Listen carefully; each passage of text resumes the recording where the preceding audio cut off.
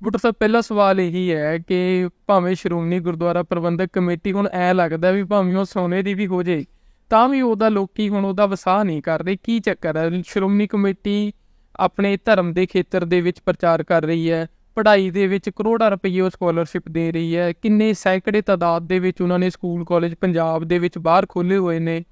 ਪਰ ਉਸ ਦੇ ਬਾਵਜੂਦ ਜਦੋਂ ਦੇਖਦੇ ਆ ਕਿ ਸ਼੍ਰੋਮਣੀ ਗੁਰਦੁਆਰਾ ਪ੍ਰਬੰਧਕ ਕਮੇਟੀ ਦੇ ਉੱਤੇ ਇੱਕ ਸਵਾਲੀਆ ਨਿਸ਼ਾਨਾ, ਹੁਣ ਤਾਂ ਸ਼੍ਰੋਮਣੀ ਕਮੇਟੀ ਨੇ ਸਿਵਲ ਸਰਵਿਸ ਦੀ ਫ੍ਰੀ ਕੋਚਿੰਗ ਵੀ ਸ਼ੁਰੂ ਕਰਤੀ ਜਿਸ 'ਤੇ ਲੱਖਾਂ ਰੁਪਈਆ ਲੱਗ ਰਿਹਾ ਹੈਗਾ, ਫਿਰ ਵੀ ਸ਼੍ਰੋਮਣੀ ਗੁਰਦੁਆਰਾ ਪ੍ਰਬੰਧਕ ਕਮੇਟੀ ਦੇ ਉੱਤੇ ਸਵਾਲ ਹੈ। ਇਹਨੂੰ ਇੱਕ ਵਾਈਡ ਪਰਸਪੈਕਟਿਵ ਦੇ ਵਿੱਚ ਦੱਸਿਓ ਕਿ ਇੱਦਾਂ ਕਿਉਂ ਹੈ, ਕਿਉਂਕਿ ਪਿਛਲੇ ਕਈ ਸਾਲਾਂ ਤੋਂ ਅਸੀਂ ਦੇਖ ਰਹੇ ਹਾਂ ਕਿ ਸਿੱਖ ਸੰਸਥਾਵਾਂ ਦਾ ਇਕੱਲਾ ਸ਼੍ਰੋਮਣੀ ਕਮੇਟੀ ਦਾ ਹੀ ਨਹੀਂ, ਪੂਰੀਆਂ ਸਿੱਖ ਸੰਸਥਾਵਾਂ ਨੂੰ ਪਹਿਲਾਂ ਤਾਂ ਇਕੱਲਾ ਕਰ ਦਿੱਤਾ ਗਿਆ ਤੇ ਹੁਣ ਸ਼੍ਰੋਮਣੀ ਗੁਰਦੁਆਰਾ ਪ੍ਰਬੰਧਕ ਕਮੇਟੀ ਨੂੰ ਲਗਾਤਾਰ ਨਿਸ਼ਾਨੇ ਤੇ ਰੱਖਿਆ ਜਾ ਰਿਹਾ। ਭਾਵੇਂ ਭਾਰਤ ਦੇ ਕਿਸੇ ਕੋਨੇ ਦੇ ਵਿੱਚ ਕੁਝ ਹੋ ਜਾਏ, ਸਵਾਲ ਹੈ ਜਿਹੜਾ ਉਹ ਸ਼੍ਰੋਮਣੀ ਗੁਰਦੁਆਰਾ ਪ੍ਰਬੰਧਕ ਕਮੇਟੀ ਨੂੰ ਹੁੰਦਾ। ਇਹ ਵਾਈਡਰ ਪਰਸਪੈਕਟਿਵ 'ਚ ਦੱਸਿਓ ਕਿ ਇੱਦਾਂ ਕਿਉਂ ਹੋ ਰਿਹਾ।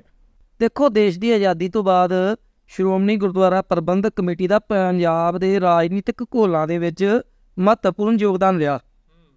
ਆਪਣੇ ਮਾਸਟਰ ਤਾਰਾ ਸਿੰਘ ਦੇਸ਼ ਦੀ ਆਜ਼ਾਦੀ ਤੋਂ ਬਾਅਦ 1949 ਦੇ ਵਿੱਚ ਪਹਿਲੀ ਵਾਰ ਗ੍ਰਿਫਤਾਰ ਹੋਣ ਵਾਲੇ ਇੱਕ ਰਾਜਨੀਤਿਕ ਕੈਦੀ ਸਨ, ਜਿਨ੍ਹਾਂ ਨੂੰ ਜਿਹੜਾ ਉਹ ਕੈਦ ਕਰਕੇ ਤੇ ਜੇਲ੍ਹ ਭੇਜ ਦਿੱਤਾ ਗਿਆ ਆਜ਼ਾਦੀ ਤੋਂ ਬਾਅਦ, ਜਦੋਂ ਉਹ ਪੰਜਾਬ ਦੇ ਹੱਕਾਂ ਦੇ ਲਈ, ਖੇਤਰ ਦੇ ਹੱਕਾਂ ਦੇ ਲਈ ਜਿਹੜੇ ਉਹ ਅਕਾਲੀ ਦਲ ਦੇ ਨਾਲ ਰਲ ਕੇ ਸੰਘਰਸ਼ ਕਰ ਰਹੇ ਸਨ। ਫਿਰ ਉਸ ਤੋਂ ਬਾਅਦ ਸਮੇਂ-ਸਮੇਂ ਐਮਰਜੈਂਸੀ ਆਈ, ਐਮਰਜੈਂਸੀ ਵੇਲੇ ਵੀ ਜਿਹੜੀ ਅਕਾਲੀ ਲੀਡਰਸ਼ਿਪ ਸੀਗੀ ਔਰ ਸ਼੍ਰੋਮਣੀ ਗੁਰਦੁਆਰਾ ਪ੍ਰਬੰਧਕ ਕਮੇਟੀ ਦਾ ਵੀ ਮਹੱਤਵਪੂਰਨ ਯੋਗਦਾਨ ਸੀ। ਫਿਰ ਜਿਹੜਾ ਧਰਮ ਯੁੱਧ ਮੋਰਚਾ ਲੱਗਾ, ਉਹਦੇ ਵਿੱਚ ਵੀ ਸ਼੍ਰੋਮਣੀ ਗੁਰਦੁਆਰਾ ਪ੍ਰਬੰਧਕ ਕਮੇਟੀ ਦੀ ਬੜੀ ਮਹੱਤਵਪੂਰਨ ਦੇਣ ਸੀਗੀ।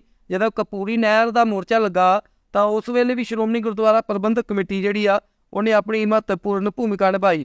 ਸੋ ਸਮੇਂ-ਸਮੇਂ ਸ੍ਰੀ ਦਰਬਾਰ ਸਾਹਿਬ ਤੇ ਫੌਜੀ ਹਮਲੇ ਤੋਂ ਬਾਅਦ ਸਿੱਖਾਂ ਦੇ ਉੱਤੇ ਇੱਕ ਬੜੀ ਭਾਰੀ ਵਿਪਤਾ ਦਾ ਸਮਾਂ ਸੀਗਾ, ਜਦੋਂ ਇੱਕ ਪਾਸੇ ਤੇ ਸਿੱਖਾਂ ਦੇ ਨਸਲਕੁਸ਼ੀ ਚੱਲ ਰਹੀ ਸੀ ਤੇ ਦੂਜੇ ਪਾਸੇ ਜਿਹੜੇ ਸਿੱਖ ਪਰਿਵਾਰ ਸੀਗੇ ਜਿਹੜੇ ਨਸਲਕੁਸ਼ੀ ਤੋਂ ਪ੍ਰਭਾਵਿਤ ਸੀ, ਉਹਨਾਂ ਦੀ ਸਾਰ ਲੈਣੀ, ਉਹਨਾਂ ਨੂੰ ਸਾਂਭਣਾ, ਇਹ ਵੀ ਵੱਡੀ ਜ਼ਿੰਮੇਵਾਰੀ ਸੀ। ਜਿਵੇਂ ਬੰਦੀ ਆਪਣੇ ਜਿਹੜੇ ਹੈਗੇ ਆ ਧਰਮੀ ਫੌਜੀ ਆ, ਉਹਨਾਂ ਦੇ ਸਾਂਭ ਸੰਭਾਲ, ਉਹਨਾਂ ਦੀ ਪੁਨਰ ਵਸੇਬੇ ਦੀ ਗੱਲ ਹੋਵੇ, ਤੇ ਉਸ ਤੋਂ ਬਾਅਦ ਫਿਰ ਜੇ ਅੱਜ ਦੀ ਗੱਲ ਕਰ ਲਓ ਤੇ ਬੰਦੀ ਸਿੰਘਾਂ ਦੀ ਰਿਹਾਈ ਦੀ ਗੱਲ ਕਰ ਲਓ। 1998 ਦੇ ਵਿੱਚ ਮੈਨੂੰ ਯਾਦ ਆ ਕਿ ਜਦੋਂ ਉੱਤਰ ਪ੍ਰਦੇਸ਼ ਤੋਂ ਤੋੜ ਕੇ ਤੇ ਉੱਤਰਾਂਚਲ ਵੱਖਰਾ ਸੂਬਾ ਬਣਨ ਲੱਗਾ ਸੀ ਤੇ ਸ਼ਹੀਦ ਊਧਮ ਸਿੰਘ ਨਗਰ ਜਿਹੜਾ ਸੀਗਾ ਉਹ ਪੰਜਾਬੀਆਂ ਦਾ, ਸਿੱਖਾਂ ਦਾ ਗੜ੍ਹ ਸੀਗਾ, ਤੇ ਉਹਨੂੰ ਉੱਤਰਾਂਚਲ 'ਚ ਨਾ ਸ਼ਾਮਲ ਕਰਨ ਦੇ ਲਈ, ਕਿਉਂਕਿ ਉੱਤਰਾਂਚਲ 'ਚ ਸਰਕਾਰ ਉਹਨੂੰ ਸ਼ਾਮਲ ਕਰ ਰਹੀ ਸੀ ਤੇ ਉਹਨੂੰ ਉੱਤਰ ਪ੍ਰਦੇਸ਼ ਦੇ ਵਿੱਚ ਰੱਖਣ ਲਈ ਅਕਾਲੀ ਦਲ ਨਾਲ ਰਲ ਕੇ ਸ਼੍ਰੋਮਣੀ ਕਮੇਟੀ ਨੇ ਵੱਡੀ ਪੱਧਰ ਤੇ ਆਵਾਜ਼ ਉਠਾਈ ਕਿ ਇਹਦੇ ਨਾਲ ਸਿੱਖਾਂ ਦੇ ਹਿੱਤ ਪ੍ਰਭਾਵਿਤ ਹੋਣਗੇ, ਜੇ ਉੱਤਰਾਂਚਲ 'ਚ ਉਹਨੂੰ ਸ਼ਾਮਲ ਕਰ ਦਿੱਤਾ ਜਾਵੇਗਾ ਤਾਂ ਉਹਨੂੰ ਸ਼ਾਮਲ ਨਾ ਕੀਤਾ ਜਾਵੇ। ਬੇਸ਼ੱਕ ਸਰਕਾਰ ਇਹ ਮੰਗ ਨਾ ਮੰਨੀ ਸਰਕਾਰ ਨੇ, ਪਰ ਸ਼੍ਰੋਮਣੀ ਗੁਰਦੁਆਰਾ ਪ੍ਰਬੰਧਕ ਕਮੇਟੀ ਨੇ ਸੰਘਰਸ਼ ਤੈਅ ਕੀਤਾ।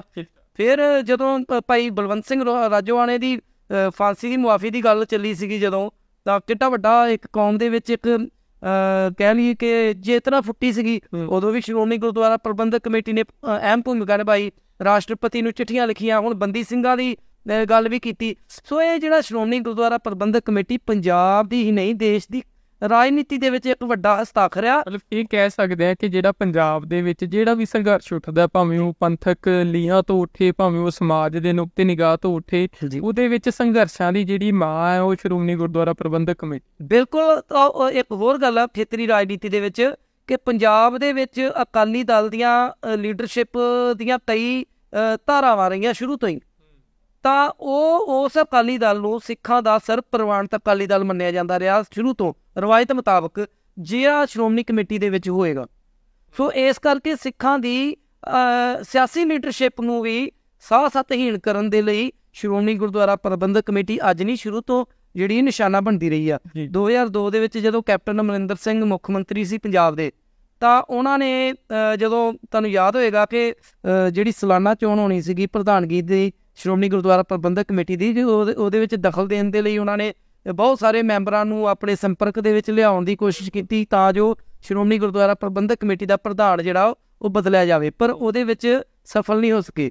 ਸਮੇਂ-ਸਮੇਂ ਸਰਕਾਰਾਂ ਕੋਸ਼ਿਸ਼ ਕਰਦੀਆਂ ਰਹੀਆਂ, ਕਦੇ ਇਲੈਕਸ਼ਨਾਂ ਦੇ ਵਿੱਚ ਦੇਰੀ ਕਰਕੇ, ਕਦੇ ਕਿਸੇ ਮੁੱਦੇ ਕਰਕੇ, ਕਦੇ ਕਿਸੇ ਮੁੱਦੇ ਕਰਕੇ। ਅੱਛਾ, ਹੁਣ ਆਪਾਂ ਦੇਖੀਏ ਕਿ ਪਿਛਲੇ ਕੁਝ ਅਰਸੇ ਤੋਂ ਆਪਾਂ ਹਰੇਕ ਸਰਕਾਰ ਦੇ ਜ਼ੁਬਾਨ ਦੇ ਉੱਤੇ ਸ਼੍ਰੋਮਣੀ ਗੁਰਦੁਆਰਾ ਪ੍ਰਬੰਧਕ ਕਮੇਟੀ ਦਾ ਨਾਮ ਹੈ, ਪਰ ਜਦ ਕਿ ਸ਼੍ਰੋਮਣੀ ਗੁਰਦੁਆਰਾ ਪ੍ਰਬੰਧਕ ਕਮੇਟੀ ਆਪਣੇ ਪੱਧਰ ਤੇ ਆਵਾਜ਼ ਚੁੱਕਦੀ ਹੈ ਕਿ ਸਾਡੇ ਪਟਨਾ ਸ੍ਰੀ ਹਰਿਮੰਦਰ ਸਾਹਿਬ ਤਖਤ ਦਾ ਜਿਹੜਾ ਉਹਦੇ ਪ੍ਰਬੰਧ ਹੈ ਜਿਹੜਾ ਉਹ ਸੁਚਾਰੂ ਢੰਗ ਨਾਲ ਚਲਾਇਆ ਜਾਵੇ, ਸਰਕਾਰ ਨਾਲ ਤਾਲਮੇਲ ਕਰਦੀ ਹੈ, ਬੇਨਤੀਆਂ ਵੀ ਕਰਦੀ ਹੈ, ਪਰ ਉਹ ਨਹੀਂ ਚੱਲਦਾ। ਐਵੇਂ ਤਖਤ ਸ੍ਰੀ ਹਜ਼ੂਰ ਸਾਹਿਬ ਦਾ ਜਿਹੜਾ ਪ੍ਰਬੰਧ ਹੈ ਉਹਦੇ ਲਈ ਸ਼੍ਰੋਮਣੀ ਕਮੇਟੀ ਸਰਕਾਰ ਨੂੰ ਕਹਿੰਦੀ ਹੈ ਉਹ ਨਹੀਂ ਚੱਲਦਾ। ਸਰਕਾਰ ਉਸ ਪਾਸੇ ਨਹੀਂ ਧਿਆਨ ਦਿੰਦੀ, ਪਰ ਸ਼੍ਰੋਮਣੀ ਗੁਰਦੁਆਰਾ ਪ੍ਰਬੰਧਕ ਕਮੇਟੀ ਵੱਲੋਂ ਸਿੱਧਤ ਰਹਿੰਦੀ ਹੈਗੀ ਹੈ। ਦਿੱਲੀ ਕਮੇਟੀ ਹੈ ਜਿਹੜੀ ਉਹ ਇੱਕ ਤਰ੍ਹਾਂ ਨਾਲ ਕਹਿ ਲਈਏ ਆਪਾਂ ਅਲੱਗ ਹੋ ਚੁੱਕੀ ਹੈਗੀ ਹੈ, ਹਰਿਆਣਾ ਦੀ ਕਮੇਟੀ ਵੱਖਰੀ ਬਣਾ ਦਿੱਤੀ ਗਈ ਹੈ। ਇਹ ਸਾਰੀਆਂ ਜਿਹੜੀਆਂ ਚੀਜ਼ਾਂ ਨੇ ਇਹ ਕੀ ਸੰਕੇਤ ਕੀ ਕਰ ਰਹੀਆਂ ਨੇ? ਦੇਖੋ ਇੱਥੇ ਬੜੇ ਵਿਸ਼ਾਲ ਸੰਦਰਭ ਦੇ ਵਿੱਚ ਸਾਨੂੰ ਸੋਚਣਾ ਪਏਗਾ ਕਿ ਇਹ ਇਕੱਲਾ ਸ਼੍ਰੋਮਣੀ ਗੁਰਦੁਆਰਾ ਪ੍ਰਬੰਧਕ ਕਮੇਟੀ ਹੀ ਨਹੀਂ, ਇਹ ਸਿੱਖਾਂ ਦੀ ਇੱਕ ਰਾਜਨੀਤਿਕ ਚੇਤਨਾ ਔਰ ਸਿੱਖਾਂ ਦੀ ਜਿਹੜੀ ਸ਼ਕਤੀ ਹੈ ਨਾ ਉਹਨੂੰ ਖੇਰੂ ਕਰਨ ਦੇ ਯਤਨ ਨੇ। ਇਹ ਸਿੱਖਾਂ ਦੀਆਂ ਸੰਸਥਾਵਾਂ ਦੀ ਇੱਕ ਸਿਧਾਂਤਕ ਘੇਰਾਬੰਦੀ ਆ। ਤੁਸੀਂ ਵੇਖੋ ਜਿਵੇਂ ਜ਼ਿਕਰ ਤੁਸੀਂ ਕੀਤਾ ਪਹਿਲਾਂ ਕਿ ਪਹਿਲਾਂ ਦਿੱਲੀ ਗੁਰਦੁਆਰਾ ਪ੍ਰਬੰਧਕ ਕਮੇਟੀ ਦੇ ਵਿੱਚ ਵੱਡੀ ਪੱਧਰ ਤੇ ਉਥਲ-ਪੁਥਲ ਲਿਆਂਦੀ ਗਈ ਔਰ ਇਹ ਮੰਨਿਆ ਜਾਂਦਾ ਕਿ ਉਸ ਉਥਲ-ਪੁਥਲ ਦੌਰਾਨ ਉਸ ਲੀਡਰਸ਼ਿਪ ਨੂੰ ਉੱਥੇ ਕਾਬਜ਼ ਕੀਤਾ ਜਾਂਦਾ ਜਿਹੜੀ ਸਿੱਧੇ ਰੂਪ ਦੇ ਵਿੱਚ ਇੱਕ ਵੱਡੀ ਦੇਸ਼ ਦੀ ਰਾਜਨੀਤਿਕ ਪਾਰਟੀ ਦੇ ਅਸਿੱਧੇ ਥਾਪੜੇ ਵਾਲੀ ਆ। ਔਰ ਉਸ ਤੋਂ ਬਾਅਦ ਪਟਨਾ ਸਾਹਿਬ ਵਾਲੀ ਕਮੇਟੀ ਦੇ ਵਿੱਚ ਵੀ ਦਖਲ ਦੇਣ ਦੀ ਕੋਸ਼ਿਸ਼ ਕੀਤੀ ਜਾਂਦੀ। ਫਿਰ ਵੇਖੋ ਸਿੱਧੇ ਤੌਰ ਤੇ ਹਰਿਆਣੇ ਦੇ ਵਿੱਚ ਕੀ ਹੋਇਆ ਕਿ ਵੱਖਰੀ ਗੁਰਦੁਆਰਾ ਪ੍ਰਬੰਧਕ ਕਮੇਟੀ ਬਣਾ ਦਿੱਤੀ ਜਾਂਦੀ ਆ। ਸ਼੍ਰੋਮਣੀ ਗੁਰਦੁਆਰਾ ਪ੍ਰਬੰਧਕ ਕਮੇਟੀ ਦੇ ਅਖਤਿਆਰਾਂ ਦੀ ਕਟੌਤੀ ਕਰਕੇ ਹਜ਼ੂਰ ਸਾਹਿਬ ਦੇ ਵਿੱਚ ਇੱਕ ਜਿਹੜਾ ਗੈਰ ਸਿੱਖ ਆ ਉਸ ਨੂੰ ਤਖਤ ਹਜ਼ੂਰ ਸਾਹਿਬ ਪ੍ਰਬੰਧਕ ਬੋਰਡ ਦਾ ਜਿਹੜਾ ਪ੍ਰਬੰਧਕ ਲਾ ਦਿੱਤਾ ਜਾਂਦਾ। ਦੇਖੋ ਜਿਹੜਾ ਤਖਤ ਆ ਨਾ, ਗੁਰਦੁਆਰੇ ਔਰ ਤਖਤਾਂ ਦੇ ਵਿੱਚ ਬਹੁਤ ਅੰਤਰ ਆ। ਗੁਰਦੁਆਰੇ ਦੇ ਵਿੱਚ ਗੁਰਦੁਆਰੇ ਸਿੱਖਾਂ ਦੇ ਸਕੂਲ ਨੇ, ਉੱਥੇ ਹਰ ਮਨੁੱਖ ਜਿਹੜਾ ਆਪਣੀ ਆਤਮਾ ਦੇ ਵਿਕਾਸ ਲਈ ਜਾ ਸਕਦਾ। ਪਰ ਜਿਹੜਾ ਤਖਤ ਆ, ਤਖਤ ਸਿੱਖ ਦੇ ਜੀਵਨ ਜਾਚ ਨੂੰ ਨਿਰਧਾਰਿਤ ਕਰਨ ਵਾਲੀ ਇੱਕ ਮਾਣ ਮਰਿਆਦਾ ਨੂੰ ਲਾਗੂ ਕਰਨ ਵਾਲੀ ਇੱਕ ਅਥਾਰਟੀ ਆ। ਔਰ ਤਖਤਾਂ ਦੇ ਉੱਤੇ ਉਹੋ ਜਿਹੇ ਪ੍ਰਬੰਧਕ ਚਾਹੀਦੇ ਆ ਜਿਹੜੇ ਗੁਰਮਤ ਦੇ ਵਿੱਚ ਪੂਰੇ ਸੂਰੇ ਹੋਣ, ਤਾਂ ਹੀ ਉਹ ਲਾਗੂ ਕਰ ਸਕਣਗੇ ਪੂਰੀ ਗੁਰਮਤ ਨੂੰ। ਸਿੱਖ ਭਾਵਨਾਵਾਂ ਦੇ ਵਿੱਚ ਵੱਡੀ ਪੱਧਰ ਤੇ ਇਹਦਾ ਰੋਸ ਪਾਇਆ ਜਾ ਰਿਹਾ ਔਰ ਪ੍ਰਤੀਕਿਰਿਆਵਾਂ ਆ ਰਹੀਆਂ ਨੇ। ਸਿੱਖਾਂ ਨੂੰ ਇਸ ਚੀਜ਼ ਦਾ ਜਿਹੜਾ ਰੋਸ ਆ ਕਿ ਇਸ ਤਰ੍ਹਾਂ ਦਾ ਦਖਲ ਜਿਹੜਾ ਵੱਧ ਰਿਹਾ ਉਹ ਠੀਕ ਨਹੀਂ ਆ। ਪੰਜਾਬ 'ਚ ਵੀ ਵੇਖੋ ਕੀ ਹੋਇਆ ਕਿ ਉਹ ਪਿਛਲੇ ਦਿਨਾਂ 'ਚ ਗੁਰਬਾਣੀ ਕੀਰਤਨ ਦੇ ਰਿਲੇ ਨੂੰ ਲੈ ਕੇ ਜਿਹੜਾ ਇੱਕ ਵਿਧਾਨ ਸਭਾ ਦੇ ਵਿੱਚ ਮਤਾ ਪਾਸ ਕਰ ਦਿੱਤਾ ਜਾਂਦਾ। ਦੇਖੋ ਜਿਹੜਾ ਸਿੱਖ ਗੁਰਦੁਆਰਾ ਐਕਟ 1925 ਆ, ਇਹ ਬੇਸਿਕਲੀ ਇੱਕ ਪਾਰਲੀਮੈਂਟਰੀ ਐਕਟ ਹੈ ਜੀ। ਬੇਸ਼ੱਕ ਉਹਦੇ ਵਿੱਚ ਤਰਮੀਮ ਕਰਕੇ ਹਰਿਆਣੇ ਦੇ ਗੁਰਦੁਆਰੇ ਅੱਡ ਕਰ ਦਿੱਤੇ ਗਏ ਉਹਦੇ ਤੋਂ, ਪਰ ਐਕਟ ਨੂੰ ਤੇ ਸੁਪਰੀਮ ਕੋਰਟ ਨੇ ਜਾਂ ਕੇਂਦਰ ਸਰਕਾਰ ਨੇ ਬਿਲਕੁਲ ਨਹੀਂ ਛੇੜਿਆ। ਐਕਟ ਤੇ ਉੱਥੇ ਹੀ ਖੜਾ 1925 ਦਾ। ਉਹਦੇ ਕੋਲ ਹਿਮਾਚਲ ਦੇ ਵੀ ਗੁਰਦੁਆਰੇ ਹੈਗੇ, ਚੰਡੀਗੜ੍ਹ ਦੇ ਵੀ ਹੈਗੇ, ਇੰਟਰਸਟੇਟ ਬੋਡੀ ਆ ਉਹ ਅਜੇ ਵੀ। ਸੋ ਇਸ ਕਰਕੇ ਉਹ ਖੇਤਰੀ ਜਿਹੜੀ ਵਿਧਾਨ ਸਭਾ ਆ ਉਹ ਉਹਦੇ ਵਿੱਚ ਕੋਈ ਤਰਮੀਮ ਨਹੀਂ ਕਰ ਸਕਦੀ, ਪਰ ਉਹ ਦਖਲ ਦਿੱਤਾ ਗਿਆ। ਅੱਜ ਗੁਰਬਾਣੀ ਕੀਰਤਨ ਦੇ ਰਿਲੇ ਨੂੰ ਲੈ ਕੇ ਦਖਲ ਦਿੱਤਾ ਗਿਆ। ਬਹੁਤ ਸਾਰੇ ਸਿੱਖਾਂ ਨੂੰ ਜਾਪ ਰਿਹਾ ਕਿ ਕੋਈ ਦਖਲ ਨਹੀਂ ਆ, ਪਰ ਇਸ ਆੜ ਦੇ ਵਿੱਚ ਗੱਲ ਸਹੇ ਦੀ ਨਹੀਂ, ਗੱਲ ਪਏ ਦੀ ਆ। ਕੱਲ੍ਹ ਨੂੰ ਇਸ ਆੜ ਦੇ ਵਿੱਚ ਸਿੱਖਾਂ ਦੀ ਮਾਣ ਮਰਿਆਦਾ ਵਿੱਚ ਵੀ ਤਬਦੀਲੀ ਕੀਤੀ ਜਾਏਗੀ ਕਿ ਤੁਸੀਂ ਦਰਬਾਰ ਸਾਹਿਬ ਦੇ ਵਿੱਚ ਜਿਹੜੇ ਸੇਵਾਦਾਰ ਰੱਖੇ ਆ ਉਹ ਤੁਸੀਂ ਸਹਿਜਧਾਰੀਆਂ ਨੂੰ ਕਿਉਂ ਨਹੀਂ ਰੱਖਦੇ, ਜਾਂ ਤੁਸੀਂ ਪਤਿਤਾਂ ਨੂੰ ਕਿਉਂ ਨਹੀਂ ਰੱਖਦੇ। ਕੱਲ੍ਹ ਫਿਰ ਵਿਧਾਨ ਸਭਾ 'ਚ ਇਹ ਵੀ ਕੋਈ ਇੱਦਾਂ ਦਾ ਐਕਟ ਕੋਈ ਹੋਰ ਸਰਕਾਰ ਆਏਗੀ ਪਾਸ ਕਰਦੀ। ਸੋ ਸਿੱਖਾਂ ਦੇ ਮਾਮਲਿਆਂ ਦੇ ਵਿੱਚ ਜਿਹੜਾ ਦਖਲ ਵੱਧ ਰਿਹਾ, ਬੇਸਿਕਲੀ ਇਹਦਾ ਉਦੇਸ਼ ਸਿੱਖ ਸੰਸਥਾਵਾਂ ਨੂੰ ਪ੍ਰਭਾਵਹੀਣ ਕਰਨਾ, ਕਿਉਂਕਿ ਸਿੱਖ ਸੰਸਥਾਵਾਂ ਜਿਹੜੀਆਂ ਆ ਉਹ ਸਿੱਖਾਂ ਦੀ ਰਾਜਨੀਤਿਕ ਤੇ ਸਮਾਜਿਕ ਸ਼ਕਤੀ ਦਾ ਇੱਕ ਧੁਰਾ ਨੇ। ਤੇ ਉਹ ਇਹਨਾਂ ਸੰਸਥਾਵਾਂ ਦੇ ਵਿੱਚ ਸ਼੍ਰੋਮਣੀ ਗੁਰਦੁਆਰਾ ਪ੍ਰਬੰਧਕ ਕਮੇਟੀ ਇੱਕ ਪ੍ਰਮੁੱਖ ਸੰਸਥਾ ਆ ਜਿਹੜੀ ਅੱਜ ਤੱਕ ਬੇਸ਼ੱਕ ਦੇਸ਼ ਦੁਨੀਆ ਦੇ ਸਿੱਖਾਂ ਦੇ ਵਿੱਚ ਸ਼੍ਰੋਮਣੀ ਗੁਰਦੁਆਰਾ ਪ੍ਰਬੰਧਕ ਕਮੇਟੀ ਨਾਲ ਬਹੁਤ ਸਾਰੇ ਗਿਲੇ ਸ਼ਿਕਵੇ ਹੋ ਸਕਦੇ ਆ, ਪਰ ਇੱਕ ਗੱਲ ਤੋਂ ਕੋਈ ਵੀ ਡਿਨਾਈ ਨਹੀਂ ਕਰ ਸਕਦਾ ਕਿ ਜਦੋਂ ਵੀ ਦੁਨੀਆ ਭਰ ਦੇ ਸਿੱਖਾਂ ਦੇ ਉੱਤੇ ਕੋਈ ਵੀ ਔਕੜ ਆਵੇ ਤਾਂ ਸਭ ਤੋਂ ਪਹਿਲਾਂ ਸ਼੍ਰੋਮਣੀ ਗੁਰਦੁਆਰਾ ਪ੍ਰਬੰਧਕ ਕਮੇਟੀ ਤੋਂ ਤਵੱਕੋ ਕਰਦੇ। ਕਿਉਂ ਕਰਦੇ? ਕਿਉਂਕਿ ਉਹ ਸਿੱਖਾਂ ਦੀ ਪ੍ਰਭਾਵਸ਼ਾਲੀ ਔਰ ਸ਼ਕਤੀਸ਼ਾਲੀ ਇੱਕ ਸੰਸਥਾ ਆ। ਸੋ ਇਸ ਕਰਕੇ ਇਹ ਜਿਹੜਾ ਬੁਨਿਆਦੀ ਜਿਹੜੀ ਮੁਹਿੰਮਕਾਰੀ ਆ ਕੀਤੀ ਜਾ ਰਹੀ ਹੈ ਸਿਧਾਂਤਕ ਤੌਰ ਤੇ, ਸਿੱਖਾਂ ਨੂੰ ਇਸ ਨੂੰ ਸਮਝਣਾ ਪਏਗਾ। ਇਹ ਕੋਈ ਵਕਤੀ ਰਾਜਨੀਤਿਕ ਤਬਦੀਲੀ ਦੇ ਲਈ ਨਹੀਂ ਕੀਤੀ ਜਾ ਰਹੀ, ਇਹ ਸੰਸਥਾ ਨੂੰ ਹੀ ਜਿਹੜਾ ਪ੍ਰਭਾਵਹੀਣ ਕਰਨ ਲਈ ਕੀਤੀ ਜਾ ਰਹੀ। ਇਹ ਗੱਲ ਲੋਕਾਂ ਨੂੰ ਲੱਗ ਰਹੀ ਹੈ ਕਿ ਸੰਸਥਾ ਸ਼੍ਰੋਮਣੀ ਗੁਰਦੁਆਰਾ ਪ੍ਰਬੰਧਕ ਕਮੇਟੀ ਟਾਰਗੇਟ ਹੋ ਰਹੀ ਹੈ, ਉਹਦੇ ਵਿੱਚ ਇੱਕ ਖਾਸ ਧਿਰ ਟਾਰਗੇਟ ਹੋ ਰਹੀ ਹੈ। ਪਰ ਤੁਹਾਡੀ ਗੱਲਾਂ ਤੋਂ ਇਹ ਲੱਗਦਾ ਹੈ ਕਿ ਸ਼੍ਰੋਮਣੀ ਗੁਰਦੁਆਰਾ ਪ੍ਰਬੰਧਕ ਕਮੇਟੀ ਜਾਂ ਇੱਕ ਖਾਸ ਧਿਰ ਟਾਰਗੇਟ ਨਹੀਂ ਹੋ ਰਹੀ ਸੀ। ਇਹਦੇ ਵਿੱਚ ਜਿਹੜੇ ਸਿੱਖ ਸਿਧਾਂਤ ਨੇ ਤੇ ਸਿੱਖ ਕੌਮ ਹੈ ਜਿਹੜੀ ਪੂਰੀ ਭਾਰਤ ਦੇ ਵਿੱਚ ਵੱਸਦੀ ਹੈ ਉਹਨੂੰ ਟਾਰਗੇਟ ਕੀਤਾ ਜਾ ਰਿਹਾ ਸਿੱਧੇ ਰੂਪ। ਬਿਲਕੁਲ। ਦੇਖੋ ਲੀਡਰਸ਼ਿਪ ਆ, ਕੋਈ ਵੀ ਸੰਸਥਾ ਦੀ ਲੀਡਰਸ਼ਿਪ ਜਿਹੜੀ ਉਹ ਬਦਲਦੀ ਰਹਿੰਦੀ ਆ। ਅੱਜ ਕੋਈ ਆ, ਕੱਲ੍ਹ ਨੂੰ ਕੋਈ ਹੋਰ ਆ ਜਾਊਗਾ। ਜਿਹੜੇ ਸ਼੍ਰੋਮਣੀ ਸਾਹਿਤਕਾਰ ਹੋਏ ਆ ਜਸਵੰਤ ਸਿੰਘ ਕੰਵਲ, ਉਹਨਾਂ ਦੀ ਇੱਕ ਬੜੀ ਸੋਹਣੀ ਕੋਟੇਸ਼ਨ ਆ। ਕਹਿੰਦੇ ਸ਼੍ਰੋਮਣੀ ਗੁਰਦੁਆਰਾ ਪ੍ਰਬੰਧਕ ਕਮੇਟੀ ਜਿਹੜੀ ਆ ਉਹ ਬੜੀਆਂ ਵੱਡੀਆਂ ਕੁਰਬਾਨੀਆਂ ਨਾਲ ਹੋਣ ਚਾਹੀ ਸੀ, ਤੇ ਅੱਜ ਇਹਨੂੰ ਖਤਮ ਕਰਨ ਦੇ ਵੱਲ ਜਿਹੜੇ ਅਸੀਂ ਤੁਰ ਪਏ ਆ, ਇਹ ਗੱਲ ਜਿਹੜੀ ਬੜੀ ਦੁਖਦਾਈ ਆ। ਉਹ ਕਹਿੰਦੇ ਆ ਕਿ ਕਿਸੇ ਜਥੇਬੰਦੀ ਦੇ ਵਿੱਚ ਆਗੂ ਨਿਕੰਮਾ ਹੋ ਸਕਦਾ, ਜੇ ਇੱਕ ਬਾਗ ਦੇ ਵਿੱਚ ਇੱਕ ਬੂਟੇ ਨੂੰ ਸੋਕਾ ਪੈ ਜੇ ਤਾਂ ਸਿਆਣਪ ਇਸ ਗੱਲ ਵਿੱਚ ਨਹੀਂ ਹੁੰਦੀ ਕਿ ਸਾਰੇ ਬਾਗ ਨੂੰ ਪੁੱਟ ਦੋ। ਇਹ ਉਸ ਦੀ ਬਜਾਏ ਜਿਹੜੇ ਬੂਟੇ ਨੂੰ ਸੋਕਾ ਪੈ ਗਿਆ ਉਸ ਬੂਟੇ ਨੂੰ ਵੱਖ ਕਰ ਦੋ, ਬਾਕੀਆਂ ਨੂੰ ਹਰਾ ਭਰਾ ਰੱਖਣ ਲਈ ਇਲਾਜ ਬਾਰੇ ਸੋਚਿਆ ਜਾ ਸਕਦਾ। ਇਹ ਜਸਵੰਤ ਸਿੰਘ ਕੰਵਲ ਹੋਰਾਂ ਦੀ ਜਿਹੜੀ ਕੋਟੇਸ਼ਨ ਆ। ਲੋਕਾਂ ਦੀ ਜ਼ੁਬਾਨ ਦੇ ਉੱਤੇ, ਸਰਕਾਰਾਂ ਦੀ ਜ਼ੁਬਾਨ ਦੇ ਉੱਤੇ ਸ਼੍ਰੋਮਣੀ ਗੁਰਦੁਆਰਾ ਪ੍ਰਬੰਧਕ ਕਮੇਟੀ ਦਾ ਨਾਮ ਹੈ, ਕਿਉਂ ਹੈ ਉਹ ਤੁਸੀਂ ਦੱਸਤਾ, ਪਰ ਇਹਦਾ ਇੱਕ ਕਾਰਨ ਇਹ ਵੀ ਹੈ ਕਿ ਉਹਦੇ ਵਿੱਚ ਜਿਹੜੀ ਹੁੰਦੀ ਲੋਕਾਂ ਵੱਲੋਂ ਜਾਂ ਜਿਹੜੇ ਉੱਥੇ ਕਾਰਜ ਕਰਦੇ ਨੇ ਮੁਲਾਜ਼ਮ ਨੇ, ਉਹਨਾਂ ਵੱਲੋਂ ਕਈ ਬੇਨਿਯਮੀਆਂ ਕੀਤੀਆਂ ਜਾਂਦੀਆਂ ਨੇ, ਕਈ ਘਪਲੇ ਦੀਆਂ ਗੱਲਾਂ ਸਾਹਮਣੇ ਆਉਂਦੀਆਂ ਨੇ, ਕਈ ਕੁਰੈਤਾਂ ਸਾਹਮਣੇ ਆਉਂਦੀਆਂ ਨੇ। ਇਹਨਾਂ ਨੂੰ ਲੈ ਕੇ ਕੀ ਜਵਾਬ ਹੈ, ਕਿਉਂਕਿ ਸਵਾਲ ਤਾਂ ਇਹ ਖੜਾ ਹੁੰਦਾ ਹੈਗਾ। ਦੇਖੋ, ਜਿਹੜੀਆਂ ਇਹ ਸੰਸਥਾਵਾਂ ਜਥੇਬੰਦੀਆਂ ਹੁੰਦੀਆਂ ਨਾ, ਇਹ ਇੱਕ ਸਮਾਜ ਦੀ ਇਕਾਈ ਹੁੰਦੀਆਂ ਨੇ। ਜਦੋਂ ਸਮੁੱਚੇ ਸਮਾਜ ਦੇ ਵਿੱਚ ਕੋਈ ਬੁਰਾਈ ਆ ਜਾਏ ਨਾ, ਤਾਂ ਫਿਰ ਕੋਈ ਵਰਗ ਵਿਸ਼ੇਸ਼ ਜਾਂ ਕੋਈ ਸੰਸਥਾ ਜਾਂ ਜਥੇਬੰਦੀ ਉਹਦੇ ਤੋਂ ਅਛੂਤੀ ਨਹੀਂ ਰਹਿ ਸਕਦੀ। ਪੂਰੇ ਸਮਾਜ ਦੇ ਵਿੱਚ ਇੱਕ ਬੁਰਾਈਆਂ ਆ ਗਈਆਂ ਹੋਣ ਵੱਡੇ ਹਿੱਸੇ ਵਿੱਚ, ਤੇ ਅਸੀਂ ਕਿਸੇ ਸੰਸਥਾ ਤੋਂ ਇਹ ਤਵੱਕੋ ਕਰੀਏ ਕਿ ਇਹ ਸਤਜੁਗੀ, ਇਹਦੇ ਵਿੱਚ ਸਾਰੇ ਲੋਕ ਸਤਜੁਗੀ ਹੋਣ, ਇਹ ਤੇ ਕਦੇ ਵੀ ਨਹੀਂ ਹੋਇਆ। ਗੁਰੂ ਸਾਹਿਬਾਨ ਦੇ ਵੇਲੇ ਵੀ ਵੇਖੋ, ਗੁਰੂ ਰਾਮਦਾਸ ਜੀ ਨੇ ਮਸੰਦ ਪ੍ਰਥਾ ਜਿਹੜੀ ਆ ਉਹ ਸਥਾਪਿਤ ਕੀਤੀ ਸੀ ਕਿ ਗੁਰਦੁਆਰਿਆਂ ਦੇ ਜਿਹੜੇ ਪ੍ਰਬੰਧ ਆ, ਗੁਰੂ ਘਰਾਂ ਦੇ ਪ੍ਰਬੰਧ ਚਲਾਉਣ ਲਈ, ਔਰ ਜਿਹੜੇ ਲੋੜਵੰਦ ਗੁਰਸਿੱਖ ਨੇ ਉਹਨਾਂ ਦੀ ਸਹਾਇਤਾ ਕਰਨ ਦੇ ਲਈ, ਦਸਵੰਧ ਇਕੱਤਰ ਕਰਨ ਲਈ। ਤੇ ਇਤਿਹਾਸ 'ਚ ਇੱਕ ਸਾਖੀ ਮਿਲਦੀ ਹੈ ਕਿ ਗੁਰੂ ਅਰਜਨ ਦੇਵ ਜੀ ਦੇ ਵੇਲੇ ਇੱਕ ਕਸ਼ਮੀਰ ਤੋਂ ਸਿੱਖ ਸੀਗਾ, ਉਹਨੇ ਆਪਣਾ ਦਸਵੰਧ ਜਿਹੜਾ ਉਹ ਕਿਸੇ ਮਸੰਦ ਰਾਹੀਂ ਭੇਜਿਆ, ਤੇ ਉਹ ਮਸੰਦ ਨੇ ਅੱਗੇ ਉਹ ਦਸਵੰਧ ਦੀ ਜਿਹੜੀ ਕੋਈ ਰਾਸ਼ੀ ਸੀਗੀ ਉਹ ਅਮਾਨਤ ਗੁਰੂ ਸਾਹਿਬ ਦੇ ਅੱਗੇ ਭੇਟਾ ਨਹੀਂ ਕੀਤੀ। ਉਹਨੂੰ ਲਾਲਚ ਆ ਗਿਆ ਜਾਂ ਉਹਦੀ ਲੋੜ ਹੋਊਗੀ, ਉਹਨੇ ਘਰ ਵਰਤ ਲਈ। ਤਾਂ ਉਹ ਜਿਹੜਾ ਗੁਰਸਿੱਖ ਜਿਹਨੇ ਦਸਵੰਧ ਭੇਜਿਆ ਸੀ, ਉਹਨੂੰ ਵੀ ਪਤਾ ਲੱਗ ਗਿਆ ਕਿ ਇਹਨੇ ਗੁਰੂ ਸਾਹਿਬ ਅੱਗੇ ਅਰਪਣ ਨਹੀਂ ਕੀਤੀ। ਤਾਂ ਜਦੋਂ ਦਰਬਾਰ ਸਾਹਿਬ ਦੀ ਯਾਤਰਾ 'ਤੇ ਆਇਆ ਤੇ ਗੁਰੂ ਹਰਗੋਬਿੰਦ ਸਾਹਿਬ ਕੋਲ ਨਤਮਸਤਕ ਹੋ ਕੇ ਉਹਨੇ ਇੱਕ ਅਰਜ਼ ਕੀਤੀ, ਮਹਾਰਾਜ ਕਿ ਮੇਰੇ ਕੋਲੋਂ ਜਿਹੜਾ ਦਸਵੰਧ ਲੈ ਕੇ ਆਇਆ ਸੀ ਮਸੰਦ, ਤੇ ਉਹਨੇ ਤੁਹਾਡੇ ਕੋਲ ਅਰਪਣ ਨਹੀਂ ਕੀਤਾ। ਤੇ ਗੁਰੂ ਸਾਹਿਬ ਨੇ ਬਚਨ ਕੀਤਾ ਕਿ ਭਾਈ ਸਿੰਘਾ, ਤੂੰ ਆਪਣਾ ਦਸਵੰਧ ਗੁਰੂ ਦੇ ਲੇਖੇ ਲਾਤਾ, ਜਦੋਂ ਤੂੰ ਆਪਣੇ ਘਰੋਂ ਹੀ ਦਸਵੰਧ ਉਹਦੀ ਤਲੀ ਤੇ ਧਰਤਾ, ਤੇਰਾ ਗੁਰੂ ਕੋਲ ਪ੍ਰਵਾਨ ਹੋ ਗਿਆ, ਜਿਹੜਾ ਉਹਨੇ ਖਾਧਾ ਉਹਦਾ ਦੇਣਦਾਰ ਉਹ ਹੋਵੇਗਾ। ਠੀਕ ਹੈ। ਜਦੋਂ ਉਹ ਜਿਹੜੀ ਮਸੰਦ ਪ੍ਰਥਾ ਹੌਲੀ ਹੌਲੀ ਜਦੋਂ ਬਿਲਕੁਲ ਸਾਰਥਿਕ ਵੀ ਹੋਣੀ ਹੋ ਗਈ, ਸਾਰਥਿਕਤਾ ਗਵਾ ਚੁੱਕੀ, ਤੇ ਗੁਰੂ ਸਾਹਿਬ ਨੇ ਉਹ 10ਵੇਂ ਪਾਤਸ਼ਾਹ ਨੇ ਸਮਾਪਤ ਵੀ ਕਰਤੀ। ਸਮੇਂ-ਸਮੇਂ ਸਮਾਜ ਦੇ ਵਿੱਚ ਜਥੇਬੰਦੀਆਂ ਸੰਸਥਾਵਾਂ ਦੇ ਵਿੱਚ ਹੁਣ ਸ਼੍ਰੋਮਣੀ ਗੁਰਦੁਆਰਾ ਪ੍ਰਬੰਧਕ ਕਮੇਟੀ ਆ, ਉਹਦੇ ਕੋਲ 26-27 ਹਜ਼ਾਰ ਮੁਲਾਜ਼ਮ ਆ। ਤਾਂ 26-27 ਹਜ਼ਾਰ ਮੁਲਾਜ਼ਮ ਕੋਈ ਗੁਰਸਿੱਖੀ 'ਚ ਪਰਪੱਕ ਤੇ ਨਹੀਂ ਸਾਰੇ ਹੈਗੇ, ਵਿੱਚੋਂ ਬਹੁਤ ਸਾਰੇ ਚੂਨਤਾਈਆਂ ਵੀ ਹੋਣਗੀਆਂ, ਬਹੁਤ ਸਾਰੇ ਇਹੋ ਜਿਹੇ ਅਮਲ ਵੀ ਕਰਦੇ ਹੋਣਗੇ ਜਿਹੜੇ ਗੁਰਸਿੱਖੀ ਦੀ ਜਿਹੜੀ ਮਰਿਆਦਾ ਦੇ ਵਿੱਚ ਪ੍ਰਵਾਨ ਨਹੀਂ ਹੈਗੇ। ਸੋ ਸਾਰਿਆਂ 'ਤੇ ਜਿਹੜਾ ਮਾੜੇ ਅਨਸਰਾਂ ਦੇ ਉੱਤੇ ਕਾਰਵਾਈ ਹੁੰਦੀ ਵੀ ਆ ਤੇ ਹੋਣੀ ਵੀ ਚਾਹੀਦੀ ਆ। ਤੇ ਪਰ ਇਸ ਤਰ੍ਹਾਂ ਨਹੀਂ ਹੁੰਦਾ ਕਿ ਸਾਰੀ ਹੀ ਸੰਸਥਾ ਨੂੰ ਇੱਕੋ ਰੱਸੇ ਬੰਨ੍ਹ ਦਿਓ ਤੁਸੀਂ ਕਿ ਸਾਰੇ ਬੜੇ ਬੜੇ ਗੁਰਸਿੱਖ ਵੀ ਮੈਂ ਇਹਦੇ ਵਿੱਚ ਜਿਹੜੇ ਅਧਿਕਾਰੀ ਮੁਲਾਜ਼ਮ ਵੇਖੇ ਆ ਜਿਹੜੇ ਸ਼੍ਰੋਮਣੀ ਗੁਰਦੁਆਰਾ ਪ੍ਰਬੰਧਕ ਕਮੇਟੀ ਦੇ ਵਿੱਚ। ਮੈਂ ਇੱਕ ਦਿਨ ਮਾਸਟਰ ਤਾਰਾ ਸਿੰਘ ਹੋਰਾਂ ਬਾਰੇ ਪੜ੍ਹ ਰਿਹਾ ਸੀ, ਸ਼੍ਰੋਮਣੀ ਗੁਰਦੁਆਰਾ ਪ੍ਰਬੰਧਕ ਕਮੇਟੀ ਦੇ ਪ੍ਰਧਾਨ ਵੀ ਰਹੇ ਆ, ਸਕੱਤਰ ਵੀ ਰਹੇ ਆ, ਉਹ ਵੇਖੋ ਅਕਾਲੀ ਦਲ ਦੇ ਵੀ ਪ੍ਰਧਾਨ ਰਹੇ ਆ। ਉਹਨਾਂ ਨੇ ਦੱਸਦੇ ਆ ਕਿ ਉਹ ਪੈਨ ਤੱਕ ਵੀ ਸ਼੍ਰੋਮਣੀ ਕਮੇਟੀ ਦੇ ਦਫ਼ਤਰ ਦਾ ਨਹੀਂ ਵਰਤਦੇ ਹੁੰਦੇ।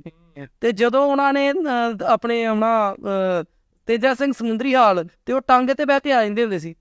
ਹਾਂਜੀ, ਇੱਕ ਬੜੀ ਸੋਹਣੀ ਆਪਣੇ ਹੁਣ ਸਵਰਗ ਸਧਾਰ ਗਏ ਨੇ ਸਾਡੇ ਸਾਬਕਾ ਡਿਪਟੀ ਸਪੀਕਰ ਸਰਦਾਰ ਬੀਰ ਦਵਿੰਦਰ ਸਿੰਘ, ਉਹ ਸਿੱਖ ਰਾਜਨੀਤੀ ਨਾਲ ਤੇ ਸਿੱਖ ਸਿਆਸਤ ਨਾਲ ਜਾਂ ਸਿੱਖ ਵਿਧਾਨਾਂ ਦੇ ਨਾਲ ਬਹੁਤ ਡੂੰਘੇ ਜੁੜੇ ਸੀ। ਉਹਨਾਂ ਨੇ ਇੱਕ ਬੜੀ ਖੂਬਸੂਰਤ ਗੱਲ ਸੁਣਾਈ ਸੀ ਮਾਸਟਰ ਤਾਰਾ ਸਿੰਘ ਬਾਰੇ।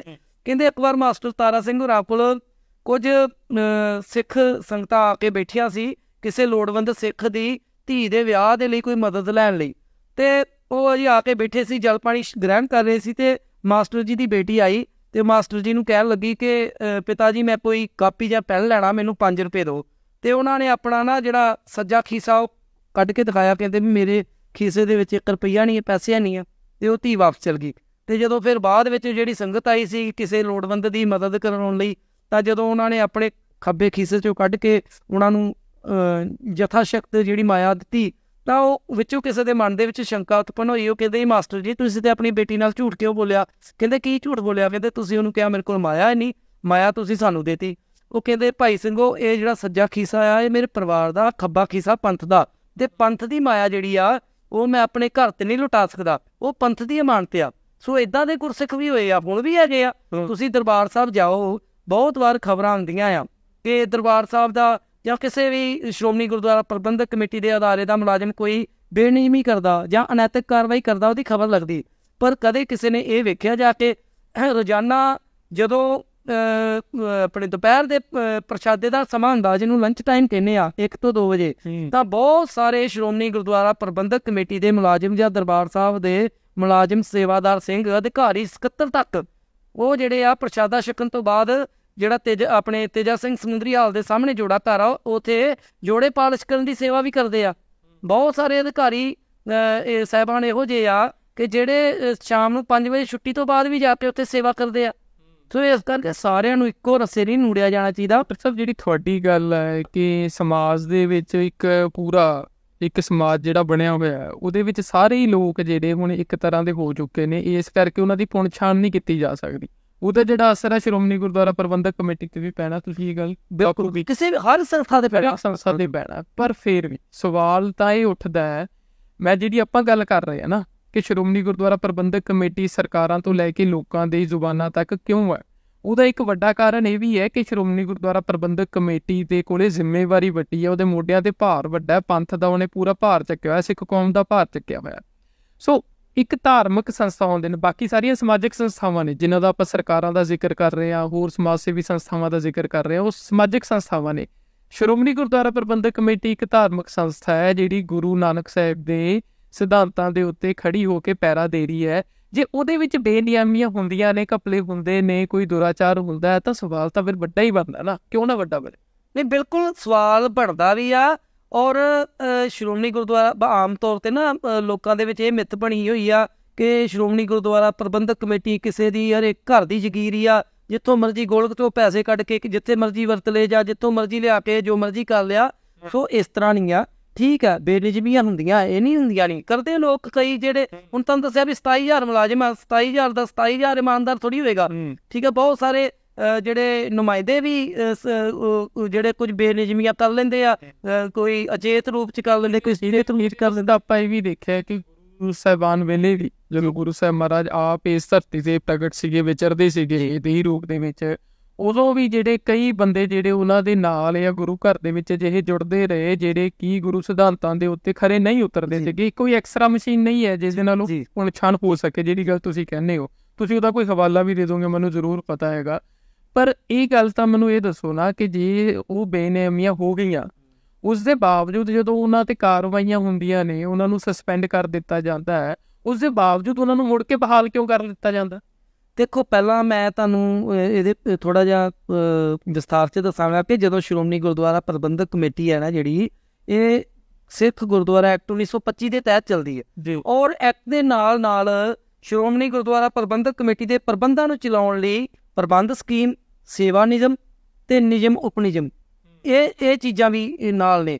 ਇਹਨਾਂ ਦੇ ਵਿੱਚ ਕੀ ਆ ਕਿ ਜਿਹੜੇ ਸਰਵਿਸ ਰੂਲਸ ਆ ਮੁਲਾਜ਼ਮਾਂ ਦੇ, ਉਹਨਾਂ 'ਚ ਸਪਸ਼ਟ ਲਿਖਿਆ ਕੋਈ ਵੀ ਮੁਲਾਜ਼ਮ ਗੁਰਦੁਆਰੇ ਦੀ ਅਮਾਨਤ, ਗੁਰੂ ਘਰ ਦੀ ਅਮਾਨਤ ਨੂੰ ਜੇ ਆਪਣੇ ਨਿੱਜੀ ਹਿੱਤ ਲਈ ਵਰਤਦਾ ਆ ਤਾਂ ਉਹ ਜਿਹੜੀ ਉਹਦੀਆਂ ਸੇਵਾਵਾਂ ਮਨਸੂਖ ਕੀਤੀਆਂ ਜਾ ਸਕਦੀਆਂ। ਫਿਰ ਇਹਦੇ ਨਾਲ ਇਹ ਵੀ ਲਿਖਿਆ ਕਿ ਜੇ ਕੋਈ ਗੁਰਦੁਆਰੇ ਦੇ ਧਨ ਨੂੰ, ਕੋਈ ਵੀ ਨੁਮਾਇੰਦਾ ਜਾਂ ਮੁਲਾਜ਼ਮ ਗੁਰਦੁਆਰੇ ਦੇ ਧਨ ਨੂੰ ਆਪਣੇ ਧਨ ਵਾਂਗ ਸੰਕੋਚ ਕੇ ਵਰਤੇ, ਜਿੱਥੇ ਵੀ ਵਰਤਣਾ ਗੁਰੂ ਘਰ ਦੇ ਕੰਮ ਲਈ ਵਰਤਣਾ, ਸੰਕੋਚ ਕੇ ਵਰਤੇ। ਇਹ ਨਹੀਂ ਵੀ ਖੁੱਲ੍ਹੇ ਦਿਲ ਨਾਲ ਕਿ ਇਹ ਕਿਹੜਾ ਮੇਰੀ ਆਪਣੀ ਹੱਕ ਦੀ ਕਮਾਈ ਆ, ਇੱਦਾਂ ਨਹੀਂ। ਉਹਨਾਂ ਨੇ ਕਿਹਾ ਵੀ ਜੇ ਉਹਦੀ ਇਮਾਨਤ 'ਚ ਕੋਈ ਖਿਆਨਤ ਪਾਉਂਦਾ ਤਾਂ ਉਹ ਦੇਣਦਾਰ ਆ, ਉਹਦੇ ਖਿਲਾਫ ਕਾਰਵਾਈ ਬਣਦੀ ਆ, ਉਹ ਸਸਪੈਂਡ ਵੀ ਹੁੰਦੇ ਆ ਔਰ ਸੇਵਾ ਤੋਂ ਮੁਕਤ ਵੀ ਹੁੰਦੇ ਆ। ਅਗਲੀ ਗੱਲ ਤੁਹਾਡੀ ਤੇ ਆਏ ਨਾ ਕਿ ਜਿਹੜੀ ਤੁਸੀਂ ਗੱਲ ਕੀਤਾ, ਠੀਕ ਹੈ, ਬਹੁਤ ਵਾਰੀ ਬਹੁਤ ਸਾਰੇ ਮੁਲਾਜ਼ਮ ਇਹੋ ਜਿਹੇ ਹੁੰਦੇ ਆ ਜਿਹੜੇ ਮਰਿਆਦਾ ਦੇ ਉਲਟ ਕਾਰਵਾਈਆਂ ਕਰ ਲੈਂਦੇ ਆ, ਜਾਂ ਫਿਰ ਉਹ ਵਿੱਤੀ ਬੇਨਿਯਮੀ ਕਰ ਲੈਂਦੇ, ਜਾਂ ਹੋਰ ਕੋਈ ਗਲਤੀ ਕਰ ਲੈਂਦੇ, ਉਹਨਾਂ ਨੂੰ ਤੁਰੰਤ ਪ੍ਰਭਾਵ ਜਿਹੜਾ ਸਸਪੈਂਡ ਕਰ ਦਿੱਤਾ ਜਾਂਦਾ ਔਰ ਕਈਆਂ ਨੂੰ ਬਰਖਾਸਤ ਵੀ ਕਰ ਦਿੱਤਾ ਜਾਂਦਾ ਸੇਵਾ ਨਿਯਮਾਂ ਦੇ ਮੁਤਾਬਕ, ਜੋ ਐਜ਼ ਪਰ ਰੂਲ ਕਾਰਵਾਈ ਬਣਦੀ। ਪਰ ਉਸ ਤੋਂ ਬਾਅਦ ਕੀ ਹੁੰਦਾ ਕਿ ਅੱਜ ਕੱਲ੍ਹ ਲੋਕ ਮਿੰਟ ਨਹੀਂ ਲਾਉਂਦੇ ਅਦਾਲਤਾਂ 'ਚ ਜਾਣ ਲੱਗਿਆ। ਉਹ ਅਦਾਲਤ 'ਚ ਜਾ ਕੇ ਕਈ ਚੀਜ਼ਾਂ ਜਿਹੜੀਆਂ ਨੇ ਉਹ ਸਾਡੀ ਮਰਿਆਦਾ, ਸਾਡੀ ਪਰੰਪਰਾ, ਸਾਡੇ ਸਿਧਾਂਤਾਂ ਦੇ ਵਿੱਚ ਉਹ ਇੱਕ ਮੌਲਿਕ ਕਦਰਾਂ ਕੀਮਤਾਂ ਦੇ ਵਜੋਂ ਨੇ। ਪਰ ਅਦਾਲਤ ਕਿਸੇ ਮੌਲਿਕ ਵਿਧੀ ਵਿਧਾਨ ਦੇ ਉੱਤੇ ਨਹੀਂ ਟਿਕੀ ਹੁੰਦੀ। ਅਦਾਲਤ ਸਬੂਤ ਮੰਗਦੀ ਆ। ਇੱਕ ਛੋਟੀ ਜਿਹੀ ਮਿਸਾਲ ਦਿੰਦਾ, ਸਮਾਜ ਦੇ ਵਿੱਚ ਅਦਾਲਤ ਕਹਿੰਦੀ ਆ ਕਿ ਕੋਈ ਮਨੁੱਖ ਵਿਭਚਾਰ ਕਰਦਾ, ਕੋਈ ਪ੍ਰਾਣੀ, ਕੋਈ ਇਸਤਰੀ ਪੁਰਸ਼ ਵਿਭਚਾਰ ਕਰਦਾ ਤਾਂ ਉਹ ਕ੍ਰਾਈਮ ਨਹੀਂ ਆ ਜਦ ਤੱਕ ਉਹ ਆਪਸੀ ਸਹਿਮਤੀ ਨਾਲ ਕਰਦਾ। ਤਾਂ ਸਾਡੀ ਪਰੰਪਰਾ, ਸਾਡੀ ਮਰਿਆਦਾ ਇਹ ਕਹਿੰਦੀ ਆ ਕਿ ਕੋਈ ਵੀ ਸਿੱਖ ਜਿਹੜਾ ਕੋਈ ਗੁਰਸਿੱਖ ਆ, ਉਹ ਪਰ ਇਸਤਰੀ ਪੁਰਸ਼ ਨਾਲ ਗਮਨ ਕਰਦਾ ਤਾਂ ਉਹ ਪੰਥ ਚੋਂ ਜਾਂ ਖਾਰਜ ਹੋ ਜਾਂਦਾ, ਉਹ ਪੰਥ ਦੇ ਵਿੱਚੋਂ ਛੇਕਿਆ ਜਾਂਦਾ।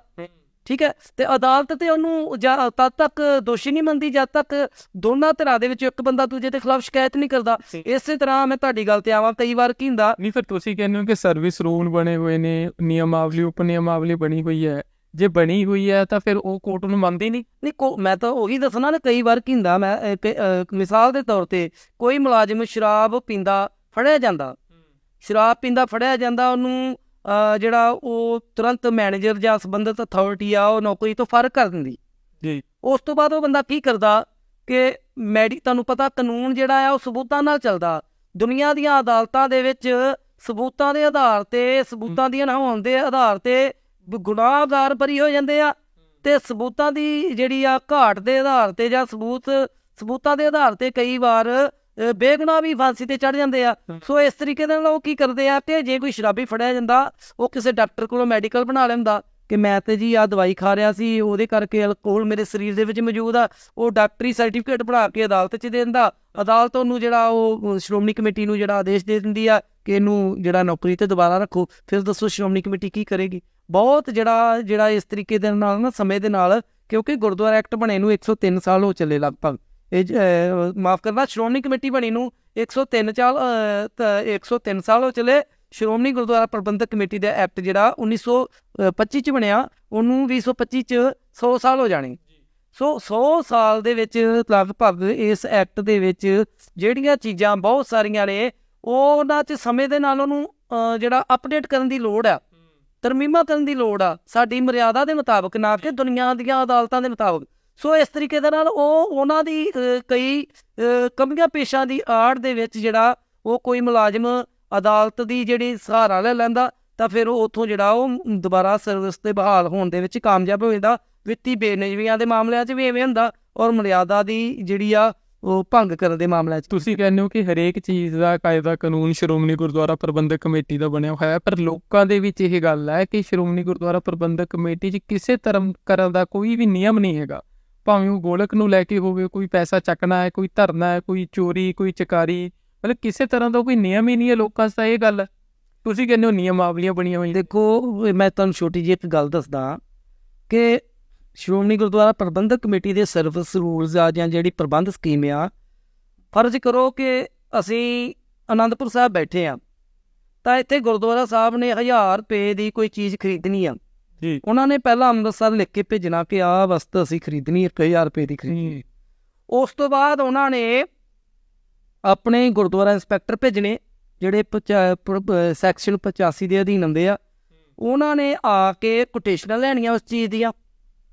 ਕੋਟੇਸ਼ਨ ਲੈ ਕੇ ਜਿੱਥੋਂ ਉਹਨਾਂ ਨੂੰ ਸਭ ਤੋਂ ਵਾਜਬ ਭਾਅ ਤੇ ਵਧੀਆ ਮਿਆਰੀ ਚੀਜ਼ ਮਿਲੇਗੀ, ਉਹ ਜਿਹੜੀ ਉਹਦੀ ਕੋਟੇਸ਼ਨ ਪ੍ਰਵਾਨ ਕਰਨੀ, ਫਿਰ ਉਹਦੀ ਖਰੀਦਦਾਰੀ ਹੋਣੀ ਜੀ। ਖਰੀਦਦਾਰੀ ਕਰਕੇ ਇੰਸਪੈਕਟਰ ਦੀ ਹਾਜ਼ਰੀ ਦੇ ਵਿੱਚ ਖਰੀਦਦਾਰੀ ਹੋਣੀ, ਫਿਰ ਖਰੀਦਦਾਰੀ ਕਰਕੇ ਸਾਰੇ ਬਿੱਲ ਪੈਣੇ, ਸਾਰਾ ਕੁਝ ਉਹ ਜਿਹੜਾ ਅੱਗੇ ਮਤਲਬ ਪ੍ਰਕਿਰਿਆ ਦੇ ਵਿੱਚ ਦਫ਼ਤਰ ਤੱਕ ਪਹੁੰਚਣਾ।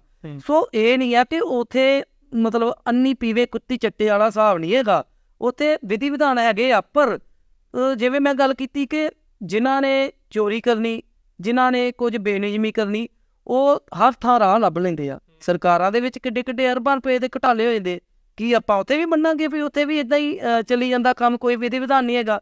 ਸੋ ਜਿਹੜੇ ਮਾੜੇ ਅਨਸਰ ਹੁੰਦੇ ਆ, ਉਹਨਾਂ ਨੇ ਹਰ ਥਾਂ ਹੀ ਆਪਣਾ ਕੋਈ ਨਾ ਕੋਈ ਜਿਹੜਾ ਉਹ ਦਾਲ ਲਾਉਣਾ ਹੁੰਦਾ, ਪਰ ਜਿਹੜਾ ਉੱਥੇ ਦੇ ਪ੍ਰਬੰਧ ਜਿਹੜੇ ਆ ਉਹਨਾਂ ਨੂੰ ਫੜਨਾ ਹੁੰਦਾ। ਸੋ ਸਮੇਂ ਦੇ ਨਾਲ ਸ਼੍ਰੋਮਣੀ ਗੁਰਦੁਆਰਾ ਪ੍ਰਬੰਧਕ ਕਮੇਟੀ ਦੇ ਵਿੱਚ ਜਿਹੜੀਆਂ ਪ੍ਰਬੰਧਾਂ ਦੇ ਵਿੱਚ ਜਿਹੜੀਆਂ ਖਾਮੀਆਂ ਨੇ, ਬਹੁਤ ਸਾਰੀਆਂ ਖਾਮੀਆਂ ਦੂਰ ਕਰਨ ਦੀ ਲੋੜ ਵੀ ਆ। ਇਹ ਨਹੀਂ ਲੋੜ ਨਹੀਂ ਹੈਗੀ, ਬਹੁਤ ਸਾਰੇ ਚੋਰ ਮੋਰੀਆਂ ਜਿਹੜੀਆਂ ਆ ਚੁੱਕੀਆਂ ਨੇ, ਉਹਨਾਂ ਨੂੰ ਵੀ ਦੂਰ ਕਰਨ ਦੀ ਲੋੜ ਆ। ਜਿਹੜੀਆਂ ਨਿੱਕੀਆਂ ਚੀਜ਼ਾਂ ਦੇ ਵਿੱਚ ਸਮੇਂ ਦੇ ਨਾਲ, ਜਿਵੇਂ ਮੈਂ ਪਹਿਲਾਂ ਗੱਲ ਕੀਤੀ ਕਿ ਉਹ ਜਿਹੜੀ ਇਹ 100 ਸਾਲ ਪੁਰਾਣਾ ਐਕਟ ਆ, 100 ਸਾਲ ਦੇ ਵਿੱਚ ਬਹੁਤ ਕੁਝ ਤਬਦੀਲ ਹੋਇਆ। ਉਦੋਂ ਕਾਗਜ਼ਾਂ ਦਾ ਸਮਾਂ ਸੀ, ਅੱਜ ਕੰਪਿਊਟਰ ਦਾ ਯੁੱਗ ਆ। ਤਾਂ ਇਹ ਸਾਰਾ ਕੁਝ ਅਪਡੇਟੇਸ਼ਨ ਕਰਾਉਣ ਦੀ ਲੋੜ ਹੈ। ਇੱਕ ਮਾਨਸਿਕਤਾ ਵੱਲ ਜੇ ਆਪਾਂ ਗੌਰ ਕਰੀਏ ਤਾਂ ਉਹ ਬਹੁਤ ਜ਼ਰੂਰੀ ਹੈ ਉਸ ਨੂੰ ਛੇੜਨਾ। ਆਪਾਂ ਪੰਜਾਬ ਸਰਕਾਰ ਦਾ ਹਵਾਲਾ ਲੈ ਲਈਏ ਕਿ ਪੰਜਾਬ ਸਰਕਾਰ ਦੇ ਮੁੱਖ ਮੰਤਰੀ ਨੇ ਭ੍ਰਿਸ਼ਟਾਚਾਰ ਦੇ ਵਿੱਚ ਕਿੰਨੇ 100 ਬੰਦੇ ਫੜ ਕੇ ਜਿਹੜੇ ਉਹਨਾਂ ਦੇ ਉੱਤੇ ਕੇਸ ਕੀਤਾ, ਤਾਂ ਉਹਦੀਆਂ ਵੱਡੀਆਂ ਫਲੈਕਸਾਂ ਲੱਗਦੀਆਂ ਨੇ ਕਿ ਮੁੱਖ ਮੰਤਰੀ ਨੇ ਇੰਨੇ ਭ੍ਰਿਸ਼ਟਾਚਾਰ ਦੇ ਕੇਸ ਫੜੇ ਤੇ ਇੰਨੇ ਦੇ ਉੱਤੇ ਕੇਸ ਕੀਤਾ। ਜੇ ਇਹੀ ਚੀਜ਼ ਸ਼੍ਰੋਮਣੀ ਗੁਰਦੁਆਰਾ ਪ੍ਰਬੰਧਕ ਕਮੇਟੀ ਦਾ ਪ੍ਰਧਾਨ ਕਰਦਾ ਹੈ ਕਿ ਆਹ ਘਪਲਾ ਫੜਿਆ ਗਿਆ, ਇਸ ਘਪਲੇ ਦੇ ਅਧੀਨ ਹੈ ਜਿਹੜਾ ਇੰਨੇ ਮੁਲਾਜ਼ਮਾਂ ਨੂੰ ਬਰਖਾਸਤ ਕੀਤਾ ਜਾਂਦਾ, ਸਗੋਂ ਉਹਦੀ ਪ੍ਰਸ਼ੰਸਾ ਨਹੀਂ ਕੀਤੀ ਜਾਂਦੀ, ਉਸ ਦੇ ਉੱਤੇ ਇੱਕ ਸਵਾਲ ਖੜਾ ਹੁੰਦਾ। ਤੇ ਜਦਕਿ ਦੂਜੇ ਪਾਸੇ ਸਰਕਾਰ ਦੀ ਪ੍ਰਸ਼ੰਸਾ ਕੀਤੀ ਜਾਂਦੀ ਹੈ ਕਿ ਇਹਨਾਂ ਨੇ ਭ੍ਰਿਸ਼ਟਾਚਾਰੀਆਂ ਨੂੰ ਫੜਿਆ। ਇਹ ਮਾਨਸਿਕਤਾ ਹੈ, ਇਹ ਕੀ ਸੰਕੇਤ ਕਰਦੀ ਹੈ? ਇਹ ਮਾਨਸਿਕਤਾ ਕਿਵੇਂ ਪੈਦਾ ਹੋ ਚੁੱਕੀ? ਸਰਕਾਰ ਨੂੰ ਵੱਖਰੀ ਨਿਗਾਹ ਤੋਂ ਦੇਖਣਾ, ਸ਼੍ਰੋਮਣੀ ਕਮੇਟੀ ਨੂੰ ਵੱਖਰੀ ਨਿਗਾਹ ਤੋਂ ਦੇਖਣਾ, ਲੋਕੀ ਉਹੀ ਨੇ। ਦੇਖੋ, ਗੱਲ ਜਿਵੇਂ ਮੈਂ ਸ਼ੁਰੂ 'ਚ ਕੀਤੀ ਸੀ ਕਿ ਇਹ ਪਹਿਲਾਂ ਕੋਈ ਸਮਾਂ ਹੁੰਦਾ ਸੀ ਹਥਿਆਰਾਂ ਦੀ ਲੜਾਈ ਦਾ ਯੁੱਗ। ਅੱਜ ਸਮਾਂ ਬਿਰਤਾਂਤ ਸਿਰਜ ਕੇ ਲੜਾਈ ਲੜੀ ਜਾਂਦੀ ਆ।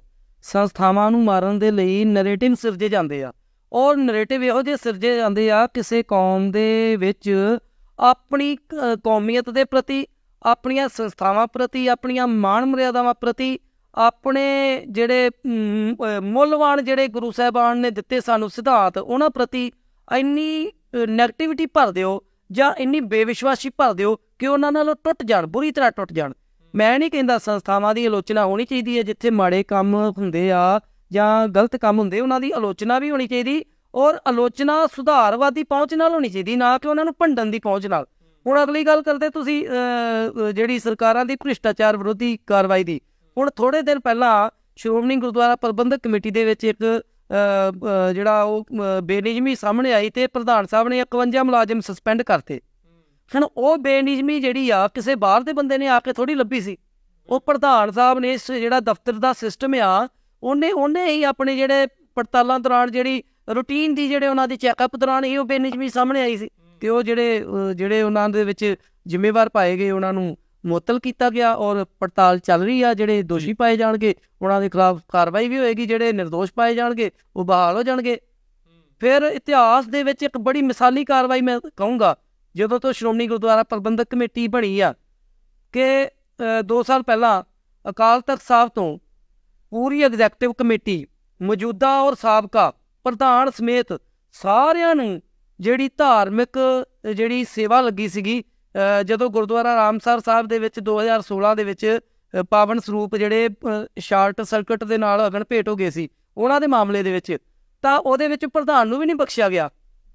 ਸ਼੍ਰੋਮਣੀ ਕਮੇਟੀ ਪ੍ਰਧਾਨ ਸਮੁੱਚੀ ਕਾਰਜਕਾਰਨੀ, ਔਰ ਉਸ ਵੇਲੇ ਦੀ ਜਦੋਂ ਘਟਨਾ ਵਾਪਰੀ ਸੀ ਉਸ ਵੇਲੇ ਦੀ ਕਾਰਜਕਾਰਨੀ ਤੇ ਮੌਜੂਦਾ ਕਾਰਜਕਾਰਨੀ, ਜਦੋਂ ਜਥੇਦਾਰ ਸਾਹਿਬ ਨੇ ਸੇਵਾ ਲਾਈ ਉਦੋਂ ਦੀ ਕਾਰਜਕਾਰਨੀ SGPC ਦੀ, ਸਾਰਿਆਂ ਨੂੰ ਸੇਵਾ ਲਾਈ ਸੀ। ਔਰ ਉਹਨਾਂ ਨੇ, ਤੁਹਾਨੂੰ ਯਾਦ ਹੋਊਗਾ ਕਿ ਦਰਬਾਰ ਸਾਹਿਬ ਤੋਂ ਲੈ ਕੇ ਸਾਰੇ ਪ੍ਰਕਰਮਾਂ ਦੇ ਵਿੱਚ ਜਿਹੜਾ ਉਹਨਾਂ ਨੇ ਝਾੜੂ ਦੀ ਸੇਵਾ ਕੀਤੀ ਸੀ, ਤੇ ਹੋਰ ਇਹ ਸੇਵਾ ਹੀ ਨਹੀਂ ਕੀਤੀ ਸੀ, ਉਹਨਾਂ ਨੂੰ ਸਟੇਜਾਂ ਦੇ ਉੱਤੇ ਬੋਲਣ ਬੜਾ ਦਿੱਤਾ ਗਿਆ। ਇੱਕ ਸਾਲ ਤੱਕ ਜਿਹੜਾ ਉਹਨਾਂ ਤੇ ਰੋਕ ਲੱਗ ਗਈ ਸੀ ਕਿ ਅਹੁਦੇਦਾਰ ਨਹੀਂ ਬਣ ਸਕਦੇ। ਸੋ ਇਹ ਫਿਰ ਉਦੋਂ ਕਈ ਸੱਜਣ ਇਹ ਸਵਾਲ ਚੁੱਕ ਦਿੰਦੇ ਆ ਕਿ ਵੇਖੋ ਜੀ, ਇਹ ਕੋਈ ਸਜ਼ਾ ਥੋੜੀ ਹੋਈ। ਦੇਖੋ, ਸਜ਼ਾ, ਮੈਂ ਬੇਨਤੀ ਕਰਦਾ ਕਿ ਜਿਹੜਾ ਨਾ ਸਜ਼ਾ ਦਾ ਗੁਰਮਤ ਦੇ ਵਿੱਚ ਕੋਈ ਵਿਧਾਨ ਨਹੀਂ ਆ। ਗੁਰਮਤ ਦੇ ਵਿੱਚ ਵਿਧਾਨ ਹੈਗਾ ਆ ਖਿਮਾ ਦਾ ਜਾਂ ਗਲਤੀ ਦੇ ਅਹਿਸਾਸ ਦਾ। ਵੈਸੇ ਤੇ ਦੁਨਿਆਵੀ ਕਾਨੂੰਨ ਵੀ ਤੁਸੀਂ ਵੇਖੋ, ਕਿਸੇ ਜੇਲ੍ਹ ਦੇ ਬਾਹਰ ਲਿਖਿਆ ਹੋਊਗਾ ਸਜ਼ਾ ਘਰ, ਜਾਂ ਕਿਸੇ ਜੇਲ੍ਹ ਦੇ ਬਾਹਰ ਤੁਸੀਂ ਲਿਖਿਆ ਪੜ੍ਹਿਆ ਹੋਊਗਾ ਜੇਲ੍ਹ, ਉੱਥੇ ਲਿਖਿਆ ਹੁੰਦਾ ਸੁਧਾਰ ਕਰ। ਦੁਨਿਆਵੀ ਕਾਨੂੰਨਾਂ ਦਾ ਵੀ ਜਿਹੜਾ ਮਕਸਦ ਹੈ ਨਾ, ਉਹ ਮਨੁੱਖ ਨੂੰ ਸੁਧਾਰਨਾ ਹੁੰਦਾ, ਨਾ ਕਿ ਉਹਨੂੰ ਸਜ਼ਾ ਦੇਣੀ, ਪ੍ਰਤਾੜਿਤ ਕਰਨਾ, ਇਹ ਨਹੀਂ ਹੁੰਦਾ, ਸੁਧਾਰਨਾ। ਸੋ ਗੁਰਮਤ ਦੀਆਂ ਜਿਹੜੀਆਂ ਪਰੰਪਰਾਵਾਂ ਨੇ ਉਹ ਬੜੀਆਂ ਵਿਸ਼ਾਲ ਨੇ, ਬੜੀਆਂ ਉਦਾਰ ਨੇ। ਸੋ ਗੁਰੂ ਸਾਹਿਬ ਜਦੋਂ ਸੇਵਾ ਕਰਦਾ ਨਾ, ਜਦੋਂ ਅਕਾਲ ਤਖ਼ਤ ਸਾਹਿਬ ਤੋਂ ਕਿਸੇ ਨੂੰ ਸੇਵਾ ਲੱਗਦੀ ਆ, ਤਨਖਾਹ ਲੱਗਦੀ ਆ, ਤਾਂ ਸੇਵਾ ਕਰਿਆ ਉਹਦੇ ਮਨ ਦੇ ਵਿੱਚ ਆਪਣੇ ਕੀਤੇ ਗੁਨਾਹਾਂ ਦਾ ਪਛਤਾਵਾ ਪੈਦਾ ਹੁੰਦਾ, ਤੇ ਉਹਦੇ ਵਿੱਚ ਖਿਮਾ, ਦਇਆ ਤੇ ਉਹਦੇ ਅੰਦਰ ਜਿਹੜੀ ਨਿਮਰਤਾ ਭਾਵਨਾ ਆਉਂਦੀ ਆ। ਸੋ ਉਹਦੇ ਨਾਲ ਉਹ ਜਿਹੜਾ ਤੇ ਜੀਵ ਥੋੜ੍ਹੀ ਬਹੁਤੀ ਜਿਹਦੇ ਅੰਦਰ ਕੋਈ ਇਨਸਾਨੀਅਤ ਹੋਏਗੀ, ਉਹਦਾ ਤਾਂ ਕਾਇਆ ਪਲਟ ਜਾਂਦੀ ਆ। ਪਰ ਜਿਹਨੇ ਨਹੀਂ ਬਦਲਣਾ, ਉਹਨੂੰ ਚਾਹੇ ਫਾਇਲ ਲਾ ਦੋ, ਉਹਨੇ ਤਾਂ ਵੀ ਨਹੀਂ ਬਦਲਣਾ। ਪਰ ਇਹਦੇ ਵਿੱਚ ਸਿਆਸੀ ਦਖਲਅੰਦਾਜ਼ੀ ਦੀ ਵੀ ਗੱਲ ਲੋਕਾਂ ਦੇ ਵਿੱਚ ਬਹੁਤ ਜ਼ਿਆਦਾ ਹੈ ਕਿ ਸ਼੍ਰੋਮਣੀ ਗੁਰਦੁਆਰਾ ਪ੍ਰਬੰਧਕ ਕਮੇਟੀ 'ਚ ਸਿਆਸੀ ਦਖਲਅੰਦਾਜ਼ੀ ਹੈ, ਤੇ ਇੱਕ ਖਾਸ ਧਿਰ ਦੀ ਜ਼ਿਆਦਾਤਰ ਸਿਆਸੀ ਦਖਲਅੰਦਾਜ਼ੀ ਹੈ। ਉਹਦਾ ਜ਼ਿਕਰ ਕਰਿਓ ਕਿ ਉਸ ਦਾ ਗੁਰਦੁਆਰਿਆਂ ਦੇ ਪ੍ਰਬੰਧ ਦੇ ਉੱਤੇ ਕੀ ਅਸਰ ਪੈ ਰਿਹਾ ਹੈਗਾ। ਇਹਦੇ ਵਿੱਚ ਸੰਗਤ ਦਾ ਕੀ ਰੋਲ ਬਣਦਾ? ਜਦੋਂ ਪਿੱਛੇ ਜੇ ਗੱਲਾਂ ਆਈਆਂ ਕਿ ਸੰਗਤ ਪੈਸੇ ਦੇ ਕੇ ਇੱਕ ਖਾਸ ਰਾਹ ਤੋਂ ਲੰਘਦੀਆਂ ਨੇ, ਪੈਸੇ ਦੇ ਕੇ ਅਖੰਡ ਪਾਠ ਰਖਵਾਉਂਦੀਆਂ ਨੇ, ਹੈ ਨਾ, ਵਾਧੂ ਪੈਸੇ ਦੇ ਕੇ ਪਹਿਲਾਂ ਤਰੀਕਾ ਲੈਂਦੀਆਂ ਨੇ। ਇਹਦੇ ਵਿੱਚ ਸਿਆਸੀ ਬੰਦਿਆਂ ਦਾ ਤੇ ਨਾਲ ਦੀ ਨਾਲ ਸੰਗਤ ਦਾ ਕਿਵੇਂ ਦਾ ਰੋਲ ਹੋਣਾ ਚਾਹੀਦਾ ਹੈ ਗੁਰਦੁਆਰੇ ਦੇ ਪ੍ਰਬੰਧ ਨੂੰ ਲੈ ਕੇ, ਕਿਉਂਕਿ ਉਹ ਵੀ ਸਿੱਖ ਸਮਾਜ ਦਾ ਹਿੱਸਾ ਹੀ ਨੇ। ਦੇਖੋ, ਜਿਹੜੀ ਸਿਆਸੀ ਦਖਲ ਦੀ ਗੱਲ ਹੈ ਨਾ, ਇਹ ਸਾਡਾ ਇੱਕ ਡੈਮੋਕ੍ਰੇਟਿਕ ਜਿਹੜਾ ਸਿਸਟਮ ਹੈ ਨਾ, ਇਹਦੇ ਵਿੱਚ ਇੱਕ ਵੱਡੀ ਜਿਹੜੀ ਆ ਊਣਤਾ ਹੀ ਆ। ਡੈਮੋਕ੍ਰੇਟਿਕ ਸਿਸਟਮ ਜਿਹੜਾ ਉਹ ਦੋਸ਼ਪੂਰਨ ਆ, ਕਿਉਂਕਿ ਇਹ ਵੋਟਾਂ ਦੇ ਆਧਾਰਿਤ ਹੁੰਦਾ। ਔਰ ਵੋਟ ਦੇ ਅੱਗੇ ਜਦੋਂ ਸਾਡੇ ਨੁਮਾਇੰਦੇ ਆ, ਚਾਹੇ ਰਾਜਨੀਤਿਕ ਹੋਣ ਤੇ ਚਾਹੇ ਧਾਰਮਿਕ, ਉਹ ਵੋਟ ਦੇ ਅੱਗੇ ਉਹਨਾਂ ਨੂੰ ਕਿਤੇ ਨਾ ਕਿਤੇ ਝੁਕਣਾ ਪੈ ਜਾਂਦਾ। ਮਿਸਾਲ ਦੇ ਤੌਰ ਤੇ ਤੁਸੀਂ ਗੱਲ ਕੀਤੀ ਸ਼੍ਰੋਮਣੀ ਗੁਰਦੁਆਰਾ ਪ੍ਰਬੰਧਕ ਕਮੇਟੀ ਦੀ, ਇਹ ਵੋਟਾਂ ਦੁਆਰਾ ਚੁਣੀ ਜਾਂਦੀ ਆ। ਮੰਨ ਲਓ ਕਿ ਕੋਈ ਸ਼੍ਰੋਮਣੀ ਗੁਰਦੁਆਰਾ ਪ੍ਰਬੰਧਕ ਕਮੇਟੀ ਦਾ ਸਾਡੇ ਹਲਕੇ ਦਾ ਨੁਮਾਇੰਦਾ ਆ, ਤੇ ਸਾਡੇ ਸ਼ਹਿਰ ਨਗਰ ਦੇ 20 ਬੰਦੇ ਇਕੱਠੇ ਹੋ ਕੇ ਉਹਦੇ ਕੋਲ ਚੱਲ ਜਾਂਦੇ ਆ ਕਿ ਮੈਂਬਰ ਸਾਹਿਬ ਆਹ ਕੰਮ ਜਿਹੜਾ ਜ਼ਰੂਰ ਕਰਨਾ ਹੈ, ਚਾਹੇ ਉਹ ਜਾਇਜ਼ ਹੋਵੇ ਤੇ ਚਾਹੇ ਨਜਾਇਜ਼ ਹੋਵੇ। ਔਰ ਉਹ ਮੈਂਬਰ ਨੂੰ ਕਰਨਾ ਪੈਂਦਾ ਆ, ਕਿਉਂਕਿ ਉਹਦੇ ਅੱਗੇ ਆਪਣੇ ਇਲਾਕੇ ਦੇ ਹਲਕੇ ਦੇ ਨੁਮਾਇੰਦੇ ਆਏ ਹੁੰਦੇ ਆ, ਉਹਨਾਂ ਨੇ ਪਹਿਲਾਂ ਵੀ ਵੋਟਾਂ ਪਾਈਆਂ ਤੇ ਫਿਰ ਵੀ ਪਾਉਣੀਆਂ ਹੁੰਦੀਆਂ, ਤਾਂ ਉਹ ਕਿਤੇ ਨਾ ਕਿਤੇ ਜਾ ਕੇ ਉਹਦੇ 'ਚ ਥੋੜ੍ਹਾ ਬਹੁਤਾ ਜਿਹੜਾ ਦਖਲ ਸ਼ੁਰੂ ਹੋਏਗਾ। ਤਾਂ ਉਹ ਫਿਰ ਜਿਹੜਾ ਉਹਦੇ ਵਿੱਚ ਜਦੋਂ ਇਹਨਾਂ ਚੀਜ਼ਾਂ 'ਚ ਲੋਕ ਆ ਕੇ ਉਹਨਾਂ ਨੂੰ ਕਹਿੰਦੇ ਆ, ਉਹ ਅੱਗੇ ਦਖਲ ਦਿੰਦੇ ਆ, ਇਹਦੇ ਨਾਲ ਸਿਆਸੀ ਦਖਲ ਦਾ ਰਾਹ ਖੁੱਲ੍ਹਦਾ। ਮੈਂ ਇੱਕ ਬੜੀ ਵਧੀਆ ਦ੍ਰਿਸ਼ਟਾਂਤ ਦਊਂਗਾ। ਜਥੇਦਾਰ ਟੌੜਾ ਸਾਹਿਬ ਦੇ ਕੋਲ ਕਹਿੰਦੇ ਇੱਕ ਵਾਰ ਨਾ ਕੁਝ ਪਿੰਡ ਦੇ ਕੁਝ ਸੱਜਣ ਇਕੱਠੇ ਹੋ ਕੇ ਆ ਗਏ, ਉਹਨਾਂ ਦੇ ਕਾਫੀ ਨਿਕਟ ਵਰਤੀ ਸੀਗੇ, ਤੇ ਉਹ ਕਹਿੰਦੇ ਕਿ ਇੱਕ ਮੁੰਡੇ ਨੂੰ ਲਿਆਂਦਾ ਜੀ, ਇਹ ਸਾਡੇ ਪਿੰਡ ਦਾ ਵਿਹਲਾ ਮੁੰਡਾ ਆ, ਕੰਮ ਕਾਰ ਕਰਦਾ ਨਹੀਂ ਆ, ਐਵੇਂ ਨਸ਼ੇ ਪੱਤੇ ਕਰਦਾ ਆ, ਕਦੇ ਕਿਸੇ ਗਲੀ 'ਚ ਝਗੜਦਾ ਜਾ ਕੇ, ਕਦੇ ਕਿਸੇ ਨਾਲ ਝਗੜਦਾ ਆ, ਤੇ ਇਹਨੂੰ ਨਾ ਤੁਸੀਂ ਕਿਸੇ ਗੁਰਦੁਆਰੇ 'ਚ ਸੇਵਾਦਾਰ ਭਰਤੀ ਕਰ ਲਓ, ਨਾਲੇ ਆਰੇ ਲੱਗ ਜਾਏਗਾ ਤੇ ਨਾਲੇ ਇਹਦਾ ਕੁਝ ਸੁਧਾਰ ਹੋ ਜਾਏਗਾ, ਪਿੰਡ 'ਚ ਵਿਹਲਾ ਲੜਨੋਂ ਹਟ ਜਾਏਗਾ। ਟੌੜਾ ਸਾਹਿਬ ਪਹਿਲਾਂ ਕਹਿੰਦੇ ਕਿ ਛੱਡੋ, ਤੁਸੀਂ ਰਹਿਣ ਦਿਓ ਇਹਨੂੰ, ਸਾਡੇ ਕੋਲ ਨਾ ਭੇਜੋ, ਸਾਡੇ ਲਾਇਕ ਨਹੀਂ, ਸਾਡੇ ਕੰਮ ਦਾ ਨਹੀਂ ਬੰਦਾ। ਕਹਿੰਦੇ ਨਹੀਂ ਟੌੜਾ ਸਾਹਿਬ, ਸਾਡੀ ਬੇਨਤੀ, ਹੁਣ ਅਸੀਂ ਇੰਨੇ ਬੰਦੇ ਆਏ ਆ, ਸਾਡੀ ਕੁਝ ਰੱਖੋ। ਤਾਂ ਟੌੜਾ ਸਾਹਿਬ ਕਹਿੰਦੇ ਠੀਕ ਆ, ਉਹਨਾਂ ਨੇ ਭਰਤੀ ਕਰ ਲਿਆ। ਫਿਰ ਮਹੀਨੇ ਕੁ ਬਾਅਦ ਉਹੀ ਪਿੰਡ ਦੇ ਬੰਦੇ ਆ ਗਏ, ਕਹਿੰਦੇ ਟੌੜਾ ਸਾਹਿਬ ਇਹ ਪਿੰਡ ਦੇ ਇਹਨੇ ਗੁਰਦੁਆਰੇ 'ਚ ਬਹਿ ਕੇ ਸ਼ਰਾਬ ਪੀਤੀ, ਇਹਨੇ ਗੁਰਦੁਆਰੇ 'ਚ ਬਹਿ ਕੇ ਫਲਾਣੇ ਬੰਦੇ ਨਾਲ ਝਗੜਾ ਕੀਤਾ। ਕਹਿੰਦੇ ਉਹ ਪਹਿਲਾਂ ਮਹੀਨਾ ਪਹਿਲਾਂ ਹੀ ਤੁਸੀਂ ਆਏ ਸੀ ਮੇਰੇ ਕੋਲ ਇਹਨੂੰ ਭਰਤੀ ਕਰਾਉਣ, ਤੇ ਹੁਣ ਤੁਸੀਂ ਆ ਕੇ ਇਹਦੇ ਖਿਲਾਫ ਕਰ ਰਹੇ ਜੇ, ਤੇ ਦੱਸੋ ਦੋਸ਼ੀ ਮੈਂ ਆ ਕਿ ਤੁਸੀਂ ਹੋ? ਸੋ ਇਸ ਤਰੀਕੇ ਦੇ ਨਾਲ ਸੰਗਤ ਜਿਹੜੀ ਹੈ ਨਾ, ਸੰਗਤ ਨੂੰ ਵੀ ਜਿਹੜਾ ਇਸ ਤਰੀਕੇ ਦੇ ਨਾਲ ਆਪਣੇ ਜਿਹੜੇ ਰਾਜਨੀਤਿਕ ਜਾਂ ਨਿੱਜੀ ਲਾਭਾਂ ਤੋਂ ਉੱਪਰ ਉੱਠ ਕੇ, ਸਵਾਰਥ ਤੋਂ ਹਰ ਸਿੱਖ ਨੂੰ ਉੱਪਰ ਉੱਠਣ ਦੀ ਲੋੜ। ਅਸੀਂ ਆਮ ਤੌਰ ਤੇ ਕਹਿੰਦੇ ਆ ਸਾਡੇ ਸਿਆਸੀ ਆਗੂ ਜਿਹੜੇ ਆ ਸਵਾਰਥੀ ਹੋ ਗਏ ਆ, ਸਾਡੇ ਲੀਡਰ ਸਵਾਰਥੀ ਹੋ ਗਏ ਆ, ਤਾਂ ਲੋਕ ਵੀ ਤੇ ਸਵਾਰਥੀ ਹੋਏ ਨਾ। ਸਮਾਂ ਸੀਗਾ ਜਦੋਂ ਗੁਰਦੁਆਰਾ ਸੁਧਾਰ ਲਹਿਰ ਚੱਲੀ ਆ, ਜਾਂ ਪੁਰਾਤਨ ਸਮਿਆਂ ਦੇ ਵਿੱਚ ਸਿੱਖ ਇੰਨੇ ਤਿਆਗੀ ਹੁੰਦੇ ਸੀਗੇ। ਹਾਂਜੀ, ਜਹਾਂਗੀਰ ਇੱਕ ਸਿੱਖ ਤੋਂ ਜਿਹੜਾ ਸ਼ਰਧਾਵਾਨ ਸਿੱਖ ਗੁਰੂ ਹਰਗੋਬਿੰਦ ਸਾਹਿਬ ਦੇ ਘੋੜੇ ਦੇ ਲਈ ਘਾਹ ਖਰੀਦ ਲੈ ਕੇ ਜਾ ਰਿਹਾ ਸੀ, ਤੇ ਜਹਾਂਗੀਰ ਨੇ ਹਰ ਤਰ੍ਹਾਂ ਦਾ ਮੁੱਲ ਲਾ ਕੇ ਉਹ ਘਾਹ ਖਰੀਦਣ ਦੀ ਕੋਸ਼ਿਸ਼ ਕੀਤੀ ਸੀਗੀ, ਤੇ ਉਹ ਇੱਕ ਸਿੱਖ ਤੋਂ ਘਾਹ ਤੱਕ ਨਹੀਂ ਸੀ ਖਰੀਦ ਸਕਿਆ। ਸਿੱਖ ਨੇ ਤਸੀਹੇ ਚੱਲਣੇ ਮਨਜ਼ੂਰ ਕਰ ਲਏ, ਸ਼ਹੀਦੀ ਪਾਉਣੀ ਮਨਜ਼ੂਰ ਕਰ ਲਈ, ਪਰ ਇੱਕ ਘਾਹ ਦੀ ਪੰਡ ਨਹੀਂ ਉਹਨੂੰ ਦਿੱਤੀ ਕਿ ਮੈਂ ਆਪਣੇ ਗੁਰੂ ਦੇ ਘੋੜੇ ਲਈ ਲੈ ਕੇ ਚੱਲਿਆ। ਤੇ ਅੱਜ ਸਾਡੇ ਸਿੱਖ ਜਿਹੜੇ ਆ, ਜਦੋਂ ਰਾਜਨੀਤਿਕ ਵੋਟਾਂ ਪੈਂਦੀਆਂ ਵਿਧਾਨ ਪਾਲਿਕਾ ਦੀਆਂ, ਦੱਸੋ ਪੰਜਾਬ ਦੇ ਵਿੱਚ ਕਿੱਥੇ ਨਹੀਂ ਵਿਕਦੇ? ਨਿੱਕੇ ਨਿੱਕੇ ਲਾਲਚਾ ਪਿੱਛੇ ਵੋਟਾਂ ਪਾ ਦਿੰਦੇ ਆ, ਨਿੱਕੇ ਨਿੱਕੇ ਹਿੱਤਾਂ ਪਿੱਛੇ ਵੋਟਾਂ ਪਾ ਦਿੰਦੇ ਆ। ਸਿਆਸੀ ਲੋਕ ਸਾਡੇ ਚੋਂ ਹੀ ਨਿਕਲਦੇ ਨੇ। ਜਦੋਂ ਆਮ ਆਵਾਮ ਇਮਾਨਦਾਰ ਹੋਏਗੀ, ਸਿਆਸੀ ਲੋਕ ਵੀ ਇਮਾਨਦਾਰ ਹੋ ਜਾਣਗੇ। ਫਿਰ ਅਗਲੀ ਗੱਲ ਕਰਦਾ, ਗੁਰਦੁਆਰਿਆਂ ਦੇ ਵਿੱਚ ਜਿਹੜੇ ਵੱਧ ਪੈਸੇ ਦੇ ਕੇ ਅਖੰਡ ਪਾਠ ਕਰਾਉਣੇ ਜਾਂ VIP ਲਾਂਘਿਆਂ ਚੋਂ ਲੰਘਣਾ, ਮੈਂ ਕਹਿੰਦਾ ਹੁੰਦਾ ਹੋਵੇਗਾ, ਮੈਂ ਕੋਈ ਇਸ ਤੋਂ ਮੁਨਕਰ ਨਹੀਂ ਹੁੰਦਾ ਕਿ ਸੇਵਾਦਾਰ ਲੈਂਦੇ ਹੋਣਗੇ ਪੈਸੇ, ਪਰ ਦੇਣ ਵਾਲਾ ਨਹੀਂ ਦੋਸ਼ੀ ਹੈਗਾ।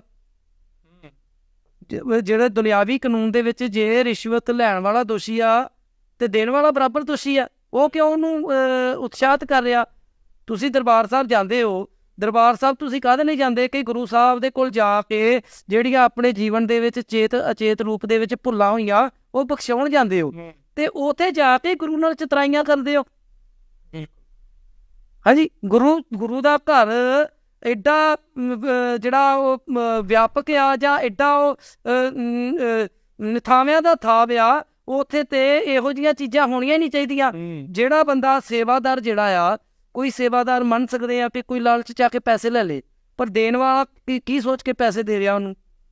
ਅਖੰਡ ਪਾਠ ਸਾਹਿਬ ਤੁਸੀਂ ਕਰਾਉਣਾ ਆ, ਤੁਸੀਂ ਸੇਵਾਦਾਰ ਤੁਹਾਨੂੰ ਕਹਿ ਦਿੰਦਾ ਕਿ ਤੁਹਾਡਾ ਅਖੰਡ ਪਾਠ ਸਾਹਿਬ ਅਗਲੇ ਸਾਲ ਹੋਏਗਾ, ਤੁਸੀਂ ਉਹਨੂੰ ਕਹਿਣ ਦਿਓ ਕਿ ਵੱਧ ਪੈਸੇ ਲੈ ਲਓ ਤੇ ਸਾਡਾ 1 ਮਹੀਨੇ 'ਚ ਕਰੋ, ਤੇ ਦੱਸੋ ਦੋਸ਼ੀ ਪਹਿਲਾਂ ਤੁਸੀਂ ਹੋਏ ਕਿ ਪਹਿਲਾਂ ਸੇਵਾਦਾਰ ਹੋਇਆ? ਲਾਲਚ ਤੇ ਤੁਸੀਂ ਦਿੱਤਾ।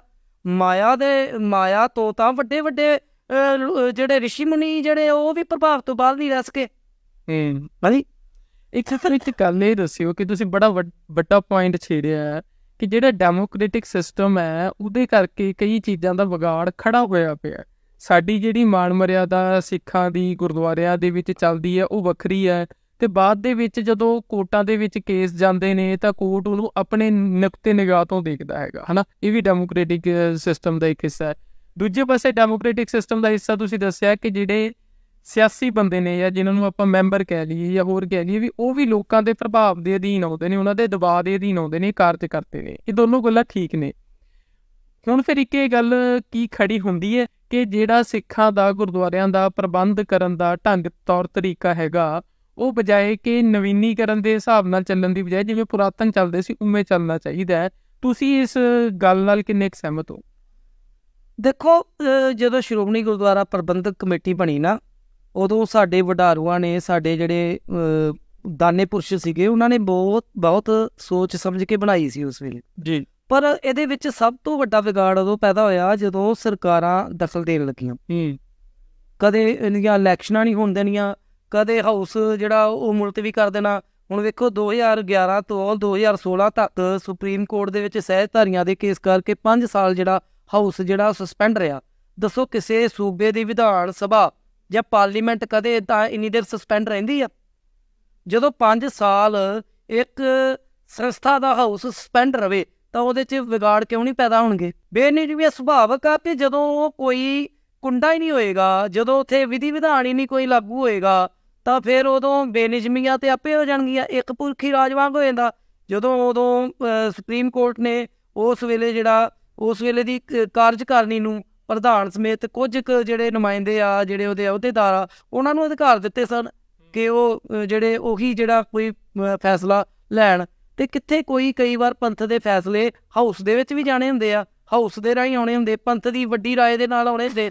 ਸੋ ਇਹ ਚੀਜ਼ਾਂ 'ਚ ਬੜੀ ਤਰ੍ਹਾਂ ਦੀਆਂ ਜਿਹੜੀਆਂ ਉਹ ਵੱਖ-ਵੱਖ ਤਰ੍ਹਾਂ ਬਹੁਤ ਪਰਤੀ ਇਹ ਸੰਕਟ ਆ, ਕੋਈ ਇੱਕ ਪਰਤ ਨਹੀਂ ਹੈਗੀ ਇਹਦੀ। ਬਿਲਕੁਲ।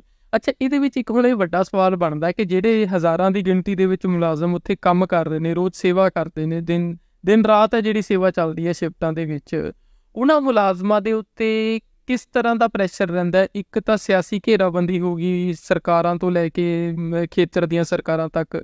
ਦੂਜਾ ਫਿਰ ਜਿਹੜੀ ਅੰਦਰਲੇ ਸਿਆਸੀ ਬੰਦੇ ਨੇ ਉਹਨਾਂ ਦੀ ਦਖਲ ਅੰਦਾਜ਼ੀ ਹੋ ਗਈ। ਸੰਗਤ ਦਾ ਜਿਹੜਾ ਪ੍ਰੈਸ਼ਰ ਹੋ ਗਿਆ, ਸੰਗਤ ਅੱਜ ਕੱਲ੍ਹ ਮਿੰਟ ਦਾ ਨਹੀਂ ਫੋਨ ਚੱਕ ਲੈਂਦੀ ਹੈ। ਕਈ ਚੀਜ਼ਾਂ ਨੂੰ ਤਾਂ ਉੱਥੇ ਸ਼੍ਰੋਮਣੀ ਗੁਰਦੁਆਰਾ ਪ੍ਰਬੰਧਕ ਕਮੇਟੀ ਦੇ ਬੰਦਿਆਂ ਨੇ ਕਈ ਵਾਰ ਮਤਲਬ ਇਸ ਚੀਜ਼ ਨੂੰ ਉਜਾਗਰ ਕੀਤਾ ਹੈ ਕਿ ਲੋਕੀ ਜਿਹੜੇ ਉੱਥੇ ਆ ਕੇ ਗਲਤ ਗੱਲਾਂ ਕਰਦੇ ਨੇ, ਸ਼੍ਰੋਮਣੀ ਕਮੇਟੀ ਤੇ ਦੂਸ਼ਣਬਾਜ਼ੀ ਕਰਦੇ ਨੇ, ਉਹ ਗਲਤ ਤਰੀਕੇ ਨਾਲ ਕਰਦੇ ਨੇ, ਜਦ ਕਿ ਪਿੱਛੇ ਉਹਦੇ ਕੋਈ ਗੱਲ ਨਹੀਂ ਹੁੰਦੀ। ਭਾਵੇਂ ਕਿ ਉਹ ਚੰਦੋਆ ਸਾਹਿਬ ਨੂੰ ਲੈ ਕੇ ਹੋਵੇ, ਵੱਡੇ ਵੱਡੇ ਪੱਤਰਕਾਰ ਇਹ ਗੱਲ ਕਰਦੇ ਨੇ ਕਿ ਚੰਦੋਆ ਸਾਹਿਬ ਉੱਥੇ ਮੁੜ ਕੇ ਵੇਚ ਦਿੱਤੇ ਜਾਂਦੇ ਨੇ, ਸ਼੍ਰੋਮਣੀ ਕਮੇਟੀ ਉਹਦਾ ਫਿਰ ਪਰਦਾਫਾਸ਼ ਕਰਦੀ ਹੈ। ਇਸੇ ਤਰ੍ਹਾਂ ਉੱਥੇ ਲੰਘਣ ਦੀ ਜਿਹੜੀ ਪ੍ਰਕਿਰਿਆ ਹੈਗੀ ਆ ਮੱਥਾ ਟੇਕਣ ਦੀ, ਉਸ ਦੇ ਉੱਤੇ ਸਵਾਲ ਕੀਤਾ ਜਾਂਦਾ, ਕਿੰਤੂ ਕੀਤਾ ਜਾਂਦਾ, ਉਸ ਦੇ ਉੱਤੇ ਜਿਹੜਾ ਨਸ਼ਰ ਕੀਤਾ ਜਾਂਦਾ ਸ਼੍ਰੋਮਣੀ ਕਮੇਟੀ ਵੱਲੋਂ ਕਿ ਇਹ ਜੀ ਕੋਈ ਗੱਲ ਨਹੀਂ ਹੈਗੀ। ਲੰਗਰ ਦੀ ਜਿਹੜੀ ਗੱਲ ਆ ਉਹਦੇ ਉੱਤੇ ਕੀਤਾ ਜਾਂਦਾ ਹੈ। ਤਾਂ ਹੁਣ ਇਹ ਹੈ ਕਿ ਸ਼੍ਰੋਮਣੀ ਗੁਰਦੁਆਰਾ ਪ੍ਰਬੰਧਕ ਕਮੇਟੀ ਦੇ ਜਿਹੜੇ ਮੁਲਾਜ਼ਮ ਨੇ ਉਹ ਇੱਕ ਤਰ੍ਹਾਂ ਦੇ ਆਪਣੇ ਅਲੱਗ ਪ੍ਰੈਸ਼ਰ ਦੇ ਵਿੱਚ ਨੇ, ਤਾਂ ਉਹ ਤੁਹਾਨੂੰ ਲੱਗਦਾ ਹੈ ਕਿ ਉਹਨਾਂ ਦੇ ਕੰਮ ਕਰਨ ਦੇ ਤੌਰ ਤਰੀਕੇ ਦੇ ਵਿੱਚ ਫਿਰ ਫਰਕ ਪੈਂਦਾ? ਦੇਖੋ, ਸੁਭਾਵਕ ਆ ਕਿ ਕਿਸੇ ਵੀ ਸੰਸਥਾ ਦੇ ਵਿੱਚ, ਕਿਸੇ ਵੀ ਪ੍ਰਬੰਧ ਦੇ ਵਿੱਚ ਜਦੋਂ ਵੱਖ-ਵੱਖ ਤਰ੍ਹਾਂ ਦੇ ਜਿਹੜੇ ਅਣਉਚਿਤ ਦਬਾਅ ਬਣਨਗੇ ਤਾਂ ਉਹਦੇ ਕੰਮ ਕਰਨ ਦੀ ਸਮਰੱਥਾ ਦੇ ਉੱਤੇ ਅਸਰ ਜ਼ਰੂਰ ਪਵੇਗਾ। ਇਕੱਲੀ ਸ਼੍ਰੋਮਣੀ ਕਮੇਟੀ ਨਹੀਂ, ਮੈਂ ਵੇਖਿਆ ਕਿ ਸਮਾਜ ਦੇ ਵਿੱਚ ਜਦੋਂ ਤੋਂ ਸਾਡੇ ਆ ਮੋਬਾਈਲ ਕੈਮਰਾ ਆਇਆ ਤਾਂ ਪੈਰ ਤੇ ਹਰ ਮਨੁੱਖ ਪ੍ਰਤਾੜਿਤ ਹੋ ਰਿਹਾ। ਇਹਦੇ ਤੋਂ ਪੁਲਿਸ ਮੁਲਾਜ਼ਮ ਚੌਕ 'ਚ ਖੜਾ, ਜਿਹੜਾ ਟ੍ਰੈਫਿਕ ਪੁਲਿਸ ਮੁਲਾਜ਼ਮ, ਉਹ ਵੀ ਉਹਦੇ ਤੋਂ ਪ੍ਰਤਾੜਿਤ ਹੋ ਰਿਹਾ। ਸਕੂਲ 'ਚ ਪੜ੍ਹਾਉਣ ਵਾਲਾ ਅਧਿਆਪਕ ਵੀ ਹੋ ਰਿਹਾ। ਸਾਡੀ ਨਿਜਤਾ, ਸਾਡਾ ਜੀਵਨ ਜਿਹੜਾ ਉਹ ਬਿਲਕੁਲ ਹੀ ਖੋਲਿਆ ਜਾ ਰਿਹਾ। ਮੰਨ ਲਓ ਕੋਈ ਇੱਕ ਨਾਕੇ ਦੇ ਉੱਤੇ ਖੜਾ ਪੁਲਿਸ ਵਾਲਾ ਆ, ਤਾਂ ਉਹ ਵੀ ਇਨਸਾਨ ਆ, 8-10 ਘੰਟੇ ਉਹ ਡਿਊਟੀ ਦਿੰਦਾ ਖੜ ਕੇ, ਤੇ ਜੇ ਉਹ ਕਿਤੇ ਚਾਹ ਦਾ ਕੱਪ ਪੀ ਰਿਹਾ ਤੇ ਉਹਦੀ ਵੀਡੀਓ ਬਣਾ ਕੇ ਤੇ ਪਾ ਦਿੱਤੀ ਜਾਂਦੀ, ਵੇਖੋ ਜੀ ਇਹ ਨਾਕੇ ਤੇ ਖੜੇ ਡਿਊਟੀ ਨਹੀਂ ਕਰਦੇ, ਚਾਹ ਪੀ ਰਹੇ। ਜੇ ਕੋਈ ਅਧਿਆਪਕ ਸਕੂਲ 'ਚ ਪੜ੍ਹਾਉਣ ਜਾਂਦਾ ਤਾਂ ਫਰਜ਼ ਕਰੋ ਉਹਨੂੰ ਘਰੋਂ ਕੋਈ ਜ਼ਰੂਰੀ ਕੰਮ ਲਈ ਫੋਨ ਆ ਜਾਂਦਾ, ਕਾਲ ਸੁਣਦਾ, ਕੋਈ ਉਹਦੀ ਵੀਡੀਓ ਬਣਾਉਂਦਾ, ਜੀ ਵੇਖੋ ਇਹ ਸਕੂਲ ਪੜ੍ਹਾਉਣ ਆਉਂਦੇ ਤੇ ਫੋਨ ਸੁਣਨ ਆਉਂਦੇ। ਇਸੇ ਤਰ੍ਹਾਂ ਸ਼੍ਰੋਮਣੀ ਗੁਰਦੁਆਰਾ ਪ੍ਰਬੰਧਕ ਕਮੇਟੀ ਦੇ ਵਿੱਚ ਵੀ ਬਹੁਤ ਸਾਰੇ ਲੋਕ, ਮੈਂ ਕਈ ਵਾਰ ਆਪ ਵੀ ਵੇਖਦਾ ਕਿ ਬਿਨਾਂ ਵਜ੍ਹਾ ਤੋਂ ਹੀ ਜਿਹੜਾ ਉਹ ਇਹੋ ਜਿਹਾ ਤਣਾਅ ਕ੍ਰੀਏਟ ਕਰਦੇ ਆ ਜਾਂ ਉਹ ਵਿਰੋਧ ਕਰਦੇ ਦਰਜ ਕਰਦੇ ਆ ਕਿ ਕੁਝ ਆਪਣੀ ਪਬਲਿਸਿਟੀ ਦੇ ਲਈ, ਕਿਉਂਕਿ ਜਿਹੜਾ ਇਹ ਵਿਊਜ਼ ਲਾਈਕ ਵਾਲਾ ਯੁੱਗ ਆ ਗਿਆ ਨਾ, ਜਿਹੜਾ YouTube ਵਾਲਾ ਸਿਸਟਮ ਆ ਗਿਆ, ਇਹਨੇ ਜਿਹੜਾ ਮਨੁੱਖ ਸਮੁੱਚੇ ਜਿਹੜਾ ਆਲਮੀ ਪੱਧਰ ਤੇ ਮਨੁੱਖ ਦੀ ਜਿਹੜੀ ਹੈ ਨਾ ਉਹ ਬੁੱਧੀ ਦੇ ਵਿੱਚ ਬੜੇ ਵਿਗਾੜ ਪੈਦਾ ਕੀਤੇ ਆ। ਮਨੁੱਖ ਸਵਾਰਥੀ ਬਣ ਗਿਆ, ਮਨੁੱਖ ਲਾਲਚੀ ਬਣ ਗਿਆ, ਕਦਰਾਂ ਕੀਮਤਾਂ ਦਰਕਨਾਰ ਰਹਿ ਗਈਆਂ। ਸੋ ਹਰ ਮਨੁੱਖ ਸੋਚਦਾ ਕਿ ਮੈਂ ਕਿਤੋਂ ਨਾ ਕਿਤੋਂ 4 ਪੈਸੇ ਆਉਣ, ਵਿਊਜ਼ ਆਉਣ, ਲਾਈਕ ਆਉਣ, ਫਿਰ ਉਹੋ ਜਿਹੀ ਚੀਜ਼ ਪਾਉਂਦਾ ਜਿਹਦੇ ਨਾਲ ਲੋਕ ਉਹਨੂੰ ਉਹਦੇ ਵਿੱਚ ਖਿੱਚ ਪੈਦਾ ਹੋਵੇ ਵੀ ਲੋਕ ਵੇਖਣ ਵੀ ਹਾਂ ਕੀ ਹੈ। ਫਿਰ ਉਹਦੇ ਵਿੱਚ ਸੁਭਾਵਕ ਆ, ਮੈਂ ਇੱਕ ਦਿਨ ਵੇਖ ਰਿਹਾ ਸੀ, ਇੱਕ ਬੜੇ ਸੁਲਝੇ ਹੋਏ ਵਿਦਵਾਨ ਸੀਗੇ ਤੇ ਉਹਨਾਂ ਦੀ ਬੜੀ ਹੀ ਮੁੱਲਵਾਨ ਸਪੀਚ ਸੀਗੀ ਉਹਦੇ ਤੇ YouTube ਤੇ ਮੈਂ ਵੇਖਿਆ ਉਹਦੇ ਲਾਈਕ 10 ਵੀ ਨਹੀਂ। ਤੇ ਇੱਕ ਬੜਾ ਮਸ਼ਕਰਾ ਜਿਹਾ ਆਮ, ਜਿੱਦਾਂ ਅੱਜ ਕੱਲ੍ਹ ਜਿਹੜੇ ਪੰਜਾਬ ਦੇ ਵਿੱਚ ਬੜੇ ਆ ਇਹੋ ਜਿਹੇ, ਜਿੱਦਾਂ ਉਹ ਨੀਟੂ ਸ਼ਟਰਾਂ ਵਾਲਾ ਹੋ ਗਿਆ, ਕੋਈ ਮੁੱਖ ਮੰਤਰੀ ਬਣਾ ਲੈਂਦੇ, ਕਿਸੇ ਨੂੰ ਪ੍ਰਧਾਨ ਮੰਤਰੀ ਬਣਾ ਲੈਂਦੇ, ਕਿਸੇ ਨੂੰ ਕੁਝ ਇੱਦਾਂ ਦੇ ਜਿਹੜੇ ਉਹ ਛੋਟੇ ਛੋਟੇ ਟੋਟਕੇ ਜਿਹੇ ਬਣਾ ਕੇ ਪਾਉਣ ਵਾਲੇ, ਉਹਨਾਂ ਦੇ ਲੱਖਾਂ ਵਿਊ ਬਣ ਜਾਂਦੇ। ਸੋ ਇਸੇ ਤਰ੍ਹਾਂ ਤੁਸੀਂ ਯਾਦ ਹੋਊਗਾ ਕਿ ਉਹ ਇੱਕ ਬੀਬੀ ਆਈ ਸੀਗੀ, ਜਿਹੜਾ ਉਹ ਤਿਰੰਗੇ ਦੇ ਟੈਟੂ ਵਾਲਾ ਇਸ਼ੂ ਬਣਿਆ ਸੀਗਾ ਤੇ ਕਿੰਨਾ ਉਹ ਚੈਨਲਾਂ ਨੇ ਵਾਇਰਲ ਕੀਤਾ। ਹੁਣ ਦੀ ਗੱਲ ਆ, ਕੈਨੇਡਾ ਦੇ ਵਿੱਚ ਇੱਕ ਬੀਬੀ ਭੈਣ ਜਿਹੜੀ ਆ ਉਹ ਪੰਜਾਬ ਤੋਂ ਪੜ੍ਹਨ ਗਈ ਤੇ ਉਹ ਜਦੋਂ ਉੱਥੇ ਗੁਰਦੁਆਰਾ ਸਾਹਿਬ ਲੰਗਰ ਦੇ ਵਿੱਚ ਕੋਈ ਛੋਟੀ ਜੀ ਗੱਲ ਤੋਂ, ਕੋਈ ਨਿੱਕੀ ਜੀ ਗੱਲ ਹੋਈ ਤੇ ਉਹਨੇ ਫੱਟ ਦੇਣੀ ਉਹਦੇ ਟਿਕਟੋਕ ਤੇ ਪਾਤੀ ਤੇ ਲੱਖਾਂ ਕਰੋੜਾਂ ਵਿਊਜ਼ ਆਏ। ਤੇ ਕੁਝ ਲੋਕਾਂ ਨੇ ਇਹਨੂੰ ਮੰਦਾ ਵੀ ਕਿਹਾ ਤੇ ਕੁਝ ਇਹਦੇ ਚੰਗਾ ਵੀ ਕਿਹਾ। ਜਿਹੜੇ ਮੰਦਾ ਕਹਿਣ ਵਾਲੇ ਆ ਉਹਨੇ ਵੀ ਉਹ ਰੀਲ ਵੇਖੀ, ਪੈਸੇ ਤੇ ਜਿਹੜੀ ਉਹਨੂੰ ਉਹਦੇ ਤੋਂ ਵਿਊਜ਼ ਲਾਈਕ ਤੋਂ ਪੈਸੇ ਆਉਣੇ, ਉਹ ਤੇ ਭਾਵੇਂ ਕੋਈ ਆਲੋਚਨਾ ਕਰਨ ਵਾਲਾ ਵੇਖੇ ਤੇ ਭਾਵੇਂ ਕੋਈ ਤਾਰੀਫ ਕਰਨ ਵਾਲਾ ਵੇਖੇ, ਉਹਨੂੰ ਆਉਣੇ ਆ। ਸੋ ਇਹ ਮਨੁੱਖ ਦੀ ਇਹ ਜਿਹੜੀ ਇੱਕ ਮਨੋਵਿਗਿਆਨਕ ਸਮੱਸਿਆ ਆ, ਇਹ ਧਾਰਮਿਕ ਜਿਹੜਾ ਦਾਇਰੇ ਦਾ ਵਿਸ਼ਾ ਨਹੀਂ, ਇਹ ਬੜਾ ਵਿਸ਼ਾਲ ਵਿਸ਼ਾ, ਔਰ ਇਹਦੇ 'ਚ ਸਾਰੇ ਸਮਾਜ ਦੇ ਦਾਨਿਆਂ ਨੂੰ ਬੈਠ ਕੇ ਚਿੰਤਨ ਕਰਨਾ ਪਊਗਾ। ਮਨੁੱਖ ਦੀ ਜਿਹੜੀ ਮਾਨਸਿਕਤਾ ਕਿਹੜੇ ਪਾਸੇ ਜਾ ਰਹੀ ਹੈ, ਇਹਨੂੰ ਰੋਕਣਾ ਪਏਗਾ। ਇੱਕ ਚੀਜ਼ ਆਪਾਂ ਦੇਖਦੇ ਆ ਕਿ ਜਦੋਂ ਸ਼੍ਰੋਮਣੀ ਗੁਰਦੁਆਰਾ ਪ੍ਰਬੰਧਕ ਕਮੇਟੀ ਦੀ ਕੋਈ ਗੱਲ ਹੁੰਦੀ ਹੈ, ਕੋਈ ਭ੍ਰਿਸ਼ਟਾਚਾਰ ਦੀ ਹੋਵੇ, ਤਾਂ ਉਹ ਇਹ ਆਖਿਆ ਜਾਂਦਾ ਹੈ ਕਿ ਸ਼੍ਰੋਮਣੀ ਗੁਰਦੁਆਰਾ ਪ੍ਰਬੰਧਕ ਕਮੇਟੀ ਗੱਦਾਰਾਂ ਦੀ, ਗੁੰਡਿਆਂ ਦੀ ਭਰਤੀ ਕੀਤੀ ਹੋਈ ਹੈ, ਇਹ ਗੁੰਡਿਆਂ ਦੀ ਕਮੇਟੀ ਹੈ, ਸ਼੍ਰੋਮਣੀ ਗੁਰਦੁਆਰਾ ਪ੍ਰਬੰਧਕ ਕਮੇਟੀ ਨਹੀਂ ਹੈਗੀ ਹੈ। ਜਦੋਂ ਪੰਜਾਬ ਸਰਕਾਰ ਕੋਈ ਗੱਲ ਕਰਦੀ ਹੈ ਜਾਂ ਜਦੋਂ ਭਾਰਤ ਸਰਕਾਰ ਦੇ ਵਿੱਚ ਕੋਈ ਭ੍ਰਿਸ਼ਟਾਚਾਰ ਹੁੰਦਾ, ਵੱਡੇ ਵੱਡੇ ਪੱਧਰ ਤੇ ਭਾਰਤ ਸਰਕਾਰ ਦੇ ਵਿੱਚ ਭ੍ਰਿਸ਼ਟਾਚਾਰ ਹੋਏ ਨੇ, ਕਦੇ ਇਹ ਨਹੀਂ ਕਿਹਾ ਜਾਂਦਾ ਵੀ ਭਾਰਤ ਹੈ ਜਿਹੜਾ ਉਹ ਬਹੁਤ ਮਾੜਾ ਹੈਗਾ, ਹੈ ਨਾ, ਭਾਰਤ ਨੂੰ ਆਏ ਆ ਜਾਂ ਭਾਰਤ ਗੁੰਡਿਆਂ ਦਾ ਦੇਸ਼ ਹੈ ਨਾ। ਉਹ ਸਰਕਾਰ ਨੂੰ ਜਾਂ ਬੰਦੇ ਨੂੰ ਟਾਰਗੇਟ ਕੀਤਾ ਜਾਂਦਾ ਹੈ। ਪਰ ਜਦੋਂ ਸ਼੍ਰੋਮਣੀ ਗੁਰਦੁਆਰਾ ਪ੍ਰਬੰਧਕ ਕਮੇਟੀ 'ਚ ਇਹੋ ਜਿਹੀ ਕੋਈ ਗੱਲ ਹੁੰਦੀ ਹੈ, ਬਜਾਏ ਕਿ ਬੰਦੇ ਨੂੰ ਟਾਰਗੇਟ ਕਰਨ ਤੇ ਪੂਰੀ ਸ਼੍ਰੋਮਣੀ ਗੁਰਦੁਆਰਾ ਪ੍ਰਬੰਧਕ ਕਮੇਟੀ ਨੂੰ ਕਟਹਿਰੇ ਵਿੱਚ ਖੜਾ ਕੀਤਾ ਜਾਂਦਾ, ਟਾਰਗੇਟ ਕੀਤਾ ਜਾਂਦਾ ਹੈ। ਉਹ ਸ਼੍ਰੋਮਣੀ ਕਮੇਟੀ ਜਿਹੜੀ ਕਿ ਸ਼ਹਾਦਤਾਂ ਦੇ ਸਿਰ ਦੇ ਉੱਤੇ ਆਪਣੇ ਲਹੂ ਦੇ ਨਾਲ ਖੜੀ ਕੀਤੀ ਗਈ ਹੈ ਬਜ਼ੁਰਗਾਂ ਵੱਲੋਂ। ਦੇਖੋ, ਇੱਕ ਵਿਦਵਾਨ ਨੇ ਬੜੀ ਸੋਹਣੀ ਗੱਲ ਕਹੀ ਆ। ਉਹ ਕਹਿੰਦੇ ਕਿ ਜਦੋਂ ਆਪਾਂ ਚਾਹ ਪੀਂਦੇ ਆ, ਚਾਹ ਦੇ ਵਿੱਚ ਮੱਖੀ ਪੈ ਜਾਏ ਤੇ ਅਸੀਂ ਚਾਹ ਰੋੜ ਦਿੰਦੇ ਆ ਤੇ ਦੁਬਾਰਾ ਨਵੀਂ ਧਰ ਲੈਂਦੇ ਆ। ਤੇ ਜੇ ਉਹੀ ਮੱਖੀ ਕਿਤੇ ਕਿਲੋ ਘਿਓ ਦੇ ਵਿੱਚ ਪੈ ਜਾਏ ਤੇ ਅਸੀਂ ਮੱਖੀ ਨੂੰ ਕੱਢ ਕੇ ਬਾਹਰ ਸੁੱਟ ਦਿੰਦੇ, ਘਿਓ ਨੂੰ ਆਪਾਂ ਵਰਤ ਲੈਂਦੇ ਆ। ਉੱਥੇ ਮਹੱਤਵਪੂਰਨ ਚੀਜ਼ ਮੱਖੀ ਨਹੀਂ ਆ, ਉਹ ਵਸਤ ਆ, ਉਹਦੀ ਕੀਮਤ ਆ ਕਿ ਜਿਹਦੇ ਵਿੱਚ ਮੱਖੀ ਪਈ ਆ, ਉਹਦਾ ਮੁੱਲ ਮੱਖੀ ਤੋਂ ਵੱਧ ਆ ਜਾਂ ਘੱਟ ਆ। ਸੋ ਇਸੇ ਤਰ੍ਹਾਂ ਜਿਹੜੀਆਂ ਸਿਆਣੀਆਂ ਕੌਮਾਂ ਹੁੰਦੀਆਂ, ਉਹ ਆਪਣੀਆਂ ਸੰਸਥਾਵਾਂ ਦੇ ਵਿੱਚ ਆਏ ਵਿਗਾੜਾਂ ਨੂੰ ਦੂਰ ਕਰਨ ਵੱਲ ਧਿਆਨ ਦਿੰਦੀਆਂ, ਔਰ ਜਿਹੜੀਆਂ ਮੂਰਖ ਕੌਮਾਂ ਹੁੰਦੀਆਂ ਉਹ ਸੰਸਥਾਵਾਂ ਨੂੰ ਢਾਹ ਦਿੰਦੀਆਂ। ਮੈਂ ਇੱਥੇ ਇੱਕ ਦ੍ਰਿਸ਼ਟਾਂਤ ਦਊਂਗਾ। ਆ ਮਹੀਨਾ ਕੁ ਪਹਿਲਾਂ ਅੰਮ੍ਰਿਤਸਰ ਇੱਕ ਕੈਲੀਫੋਰਨੀਆ ਤੋਂ ਇੱਕ ਸਿੱਖ ਡਾਇਟਿਸਟ ਆਇਆ ਸੀ ਤੇ ਉਹ ਪ੍ਰਧਾਨ ਸਾਹਿਬ ਐਡਵੋਕੇਟ ਹਰਜਿੰਦਰ ਸਿੰਘ ਧਾਮੀ ਹੋਣਾ ਕੋਲ ਉੱਥੇ ਦਫ਼ਤਰ ਆ ਗਿਆ ਮਿਲਣ। ਤੇ ਉਹਨੇ ਗੱਲ ਕਰਨ ਲੱਗਾ ਕਿ ਮੈਂ ਪਾਕਿਸਤਾਨ ਜਾ ਕੇ ਆਇਆ, ਯਾਤਰਾ ਕਰਕੇ ਆਇਆ, ਉੱਥੇ ਜਿਹੜੀ ਸੈਂਟਰਲ ਲਾਇਬ੍ਰੇਰੀ ਲਾਹੌਰ ਦੇ ਵਿੱਚ ਆ, ਉੱਥੇ ਦੀ ਮੈਂ ਜਿਹੜੀ ਉੱਥੇ ਇੱਕ ਹਿੱਸੇ ਦੇ ਵਿੱਚ ਸਿੱਖਾਂ ਨਾਲ ਸੰਬੰਧਿਤ ਬੜਾ ਕੀਮਤੀ ਸਾਹਿਤ ਪਿਆ ਆ, ਗੁਰੂ ਗ੍ਰੰਥ ਸਾਹਿਬ ਜੀ ਦੀਆਂ ਪੁਰਾਤਨ ਹੱਥ ਲਿਖਤ ਬੀੜਾਂ ਪਈਆਂ, ਜਾਂ ਸ਼੍ਰੋਮਣੀ ਗੁਰਦੁਆਰਾ ਪ੍ਰਬੰਧਕ ਕਮੇਟੀ ਨਾਲ 1920 ਤੋਂ 1930 ਤੱਕ ਦਾ ਬੜਾ ਮੁੱਲਵਾਨ ਰਿਕਾਰਡ ਪਿਆ ਆ। ਤੇ ਮੈਂ ਉੱਥੇ ਦਾ ਜਿਹੜਾ ਕੁਝ ਸੇਵਾ ਕਰਕੇ ਆਇਆ, ਉਸ ਪੋਰਸ਼ਨ ਦੇ ਵਿੱਚ ਜਿੱਥੇ ਉਹ ਸਮਾਨ ਪਿਆ ਆ, ਉੱਥੇ ਕੋਈ ਰਿਪੇਅਰ ਦਾ ਨਵੀਨੀਕਰਨ ਦਾ ਕੰਮ ਕਰਕੇ ਆਇਆ। ਤੇ ਉਹ ਕਹਿੰਦਾ ਵੀ ਇਸੇ ਦੌਰਾਨ ਜਦੋਂ ਮੈਂ ਉਹ ਰਿਕਾਰਡ ਪੜ੍ਹਨ ਲੱਗ ਪਿਆ ਵਿੱਚ ਤੇ ਕਹਿੰਦਾ ਉਹ ਮੈਨੂੰ ਉਹਨਾਂ ਨੇ ਉਹਦੀ ਫੋਟੋ ਨਹੀਂ ਸੀ ਖਿੱਚਣ ਦਿੰਦੇ, ਨਾ ਕੋਈ ਉਹਨੂੰ ਨੋਟ ਕਰਨ ਦਿੰਦੇ ਸੀ, ਉਹਨਾਂ ਦਾ ਪਹਿਰਾ ਬੜਾ ਸਖਤ ਸੀਗਾ। ਤੇ ਕਹਿੰਦਾ ਮੈਂ ਉੱਥੇ ਵੇਖਿਆ ਤੇ ਉਹ ਪ੍ਰਧਾਨ ਸਾਹਿਬ ਨੂੰ ਗੱਲ ਸੁਣਾਉਂਦਿਆਂ ਉਹਦੀਆਂ ਅੱਖਾਂ 'ਚੋਂ ਹੰਝੂ ਆ ਗਏ। ਉਹ ਕਹਿੰਦਾ ਮੈਂ ਉੱਥੇ ਪੜ੍ਹਿਆ ਤੇ ਮੈਂ ਪੜ੍ਹ ਕੇ ਨੋਟ ਕੀਤਾ ਕਿ 1920 ਤੋਂ 1925 ਤੱਕ, ਜਦੋਂ ਅਜੇ ਗੁਰਦੁਆਰਾ ਐਕਟ ਨਹੀਂ ਸੀ ਬਣਿਆ, ਗੁਰਦੁਆਰਾ ਐਕਟ ਬਣਨ ਤੋਂ ਪਹਿਲਾਂ ਸ਼੍ਰੋਮਣੀ ਗੁਰਦੁਆਰਾ ਪ੍ਰਬੰਧਕ ਕਮੇਟੀ ਨੂੰ ਸਰਕਾਰ ਨੇ ਮਾਨਤਾ ਨਹੀਂ ਸੀ ਦਿੱਤੀ। ਕਹਿੰਦਾ ਉਸ ਦੌਰਾਨ 1920 ਤੋਂ 1925 ਦੌਰਾਨ ਮਹੰਤਾਂ ਤੋਂ ਗੁਰਦੁਆਰੇ ਆਜ਼ਾਦ ਕਰਵਾਉਣ ਲਈ ਜਿਹੜੇ ਅਦਾਲਤਾਂ 'ਚ ਮੁਕੱਦਮੇ ਲੜੇ ਜਾਂਦੇ ਸਨ, ਕਿਉਂਕਿ ਮਹੰਤਾਂ ਦੇ ਥਾਪੜੇ ਤੇ ਸਰਕਾਰ ਸੀ, ਉਹ ਸਰਕਾਰ ਦੇ ਟਾਊਟ ਸੀਗੇ। ਸਰਕਾਰ ਉਹਨਾਂ ਨੂੰ ਅਸੀਮ ਸਹਾਇਤਾ ਦਿੰਦੀ ਸੀ, ਆਰਥਿਕ ਤੌਰ ਤੇ ਵੀ ਤੇ ਉੱਦਾਂ ਵੀ। ਤੇ ਉਹਨਾਂ ਨਾਲ ਜਦੋਂ ਕੇਸ ਲੜਨੇ ਸੀ ਉਹਦੇ 'ਚ ਮਾਇਆ ਚਾਹੀਦੀ ਸੀ। ਤੇ ਕਹਿੰਦਾ ਬਹੁਤ ਸਾਰੇ ਸ਼੍ਰੋਮਣੀ ਕਮੇਟੀ ਦੇ ਉਦੋਂ ਦੇ ਮੈਂਬਰ ਕਹਿੰਦਾ ਬਾਈ ਨੇਮ ਮੈਂ ਨੋਟ ਕਰਕੇ ਲਿਆਂਦੇ ਆ, ਜਿਹੜੇ ਮੈਂਬਰਾਂ ਨੇ, ਜੇ ਫਰਜ਼ ਕਰੋ ਕਿਸੇ ਦੀ 20 ਏਕੜ ਪੈਲੀ ਆ ਨਾ, ਉਹਨੇ 20 ਏਕੜ ਪੈਲੀ ਦੇ ਵਿੱਚੋਂ 10 ਏਕੜ ਵੇਚ ਕੇ ਤੇ ਘਰ ਇਹ ਕਹਿਤਾ ਵੀ ਆਹ 10 ਏਕੜ ਜ਼ਮੀਨ ਤੁਹਾਨੂੰ ਦੇਤੀ ਤੁਹਾਡੇ ਹਿੱਸੇ ਦੀ, ਤੇ ਗੁਰੂ ਦੇ ਹਿੱਸੇ ਦਾ ਮੈਂ ਜਿਹੜਾ ਇਹ ਅਮਾਨਤ ਆ ਵੇਚ ਕੇ ਲੈ ਚੱਲਿਆ। ਤੇ ਉਹਨਾਂ ਦੇ ਨਾਲ ਉਹਨਾਂ ਨੇ ਮਹੰਤਾਂ ਦੇ ਖਿਲਾਫ ਕੇਸ ਲੜੇ ਤੇ ਸੰਸਥਾ ਖੜੀ ਕੀਤੀ, ਗੁਰਦੁਆਰੇ ਛੁਡਾ ਕੇ ਸੰਸਥਾ ਦੇ ਪ੍ਰਬੰਧ 'ਚ ਲਿਆਂਦੇ। ਤੇ ਉਹ ਘਰੋਂ ਜਾਣ ਲੱਗਿਆ ਇੱਥੋਂ ਤੱਕ ਕਹਿ ਕੇ ਜਾਂਦੇ ਸੀ ਕਿ ਅਸੀਂ ਹੁਣ ਚੱਲੇ, ਜੇ ਜਿਉਂਦੇ ਆ ਗਏ ਤੇ ਗੁਰੂ ਦਾ ਸ਼ੁਕਰਾਨਾ ਕਰ ਦਿਓ, ਤੇ ਜੇ ਅਸੀਂ ਉਸ ਸ਼ਹੀਦ ਹੋ ਗਏ ਤੇ ਸਾਡੀ ਸ਼ਹਾਦਤ ਦਾ ਮੁੱਲ ਨਾ ਵਟਿਓ। ਇੱਦਾਂ ਦੀਆਂ ਕੁਰਬਾਨੀਆਂ ਦੇ ਉੱਤੇ ਸਾਡੀ ਸੰਸਥਾ ਖੜੀ ਆ। ਪ੍ਰਬੰਧਾਂ 'ਚ ਜਾਂ ਉਹਦੇ ਸਿਸਟਮ 'ਚ ਬਹੁਤ ਨਿਗਾਰ ਹੋਣਗੇ। ਮੈਂ ਇਸ ਗੱਲ ਤੋਂ ਮੁਨਕਰ ਨਹੀਂ ਹੁੰਦਾ, ਸੁਧਾਰ ਕਰਨ ਵਾਲੇ ਪਾਸੇ ਤੁਰਨਾ ਚਾਹੀਦਾ, ਨਾ ਕਿ ਸੰਸਥਾ ਨੂੰ ਢਾਉਣ ਵਾਲੇ ਪਾਸੇ। ਕੁੱਲ ਮਿਲਾ ਕੇ ਸਾਡੇ ਕੋਲ ਬਚਿਆ ਕੀ ਆ? ਅਸੀਂ ਆਪਣੀ ਰਾਜਨੀਤਿਕ ਸ਼ਕਤੀ ਖਤਮ ਕਰਤੀ।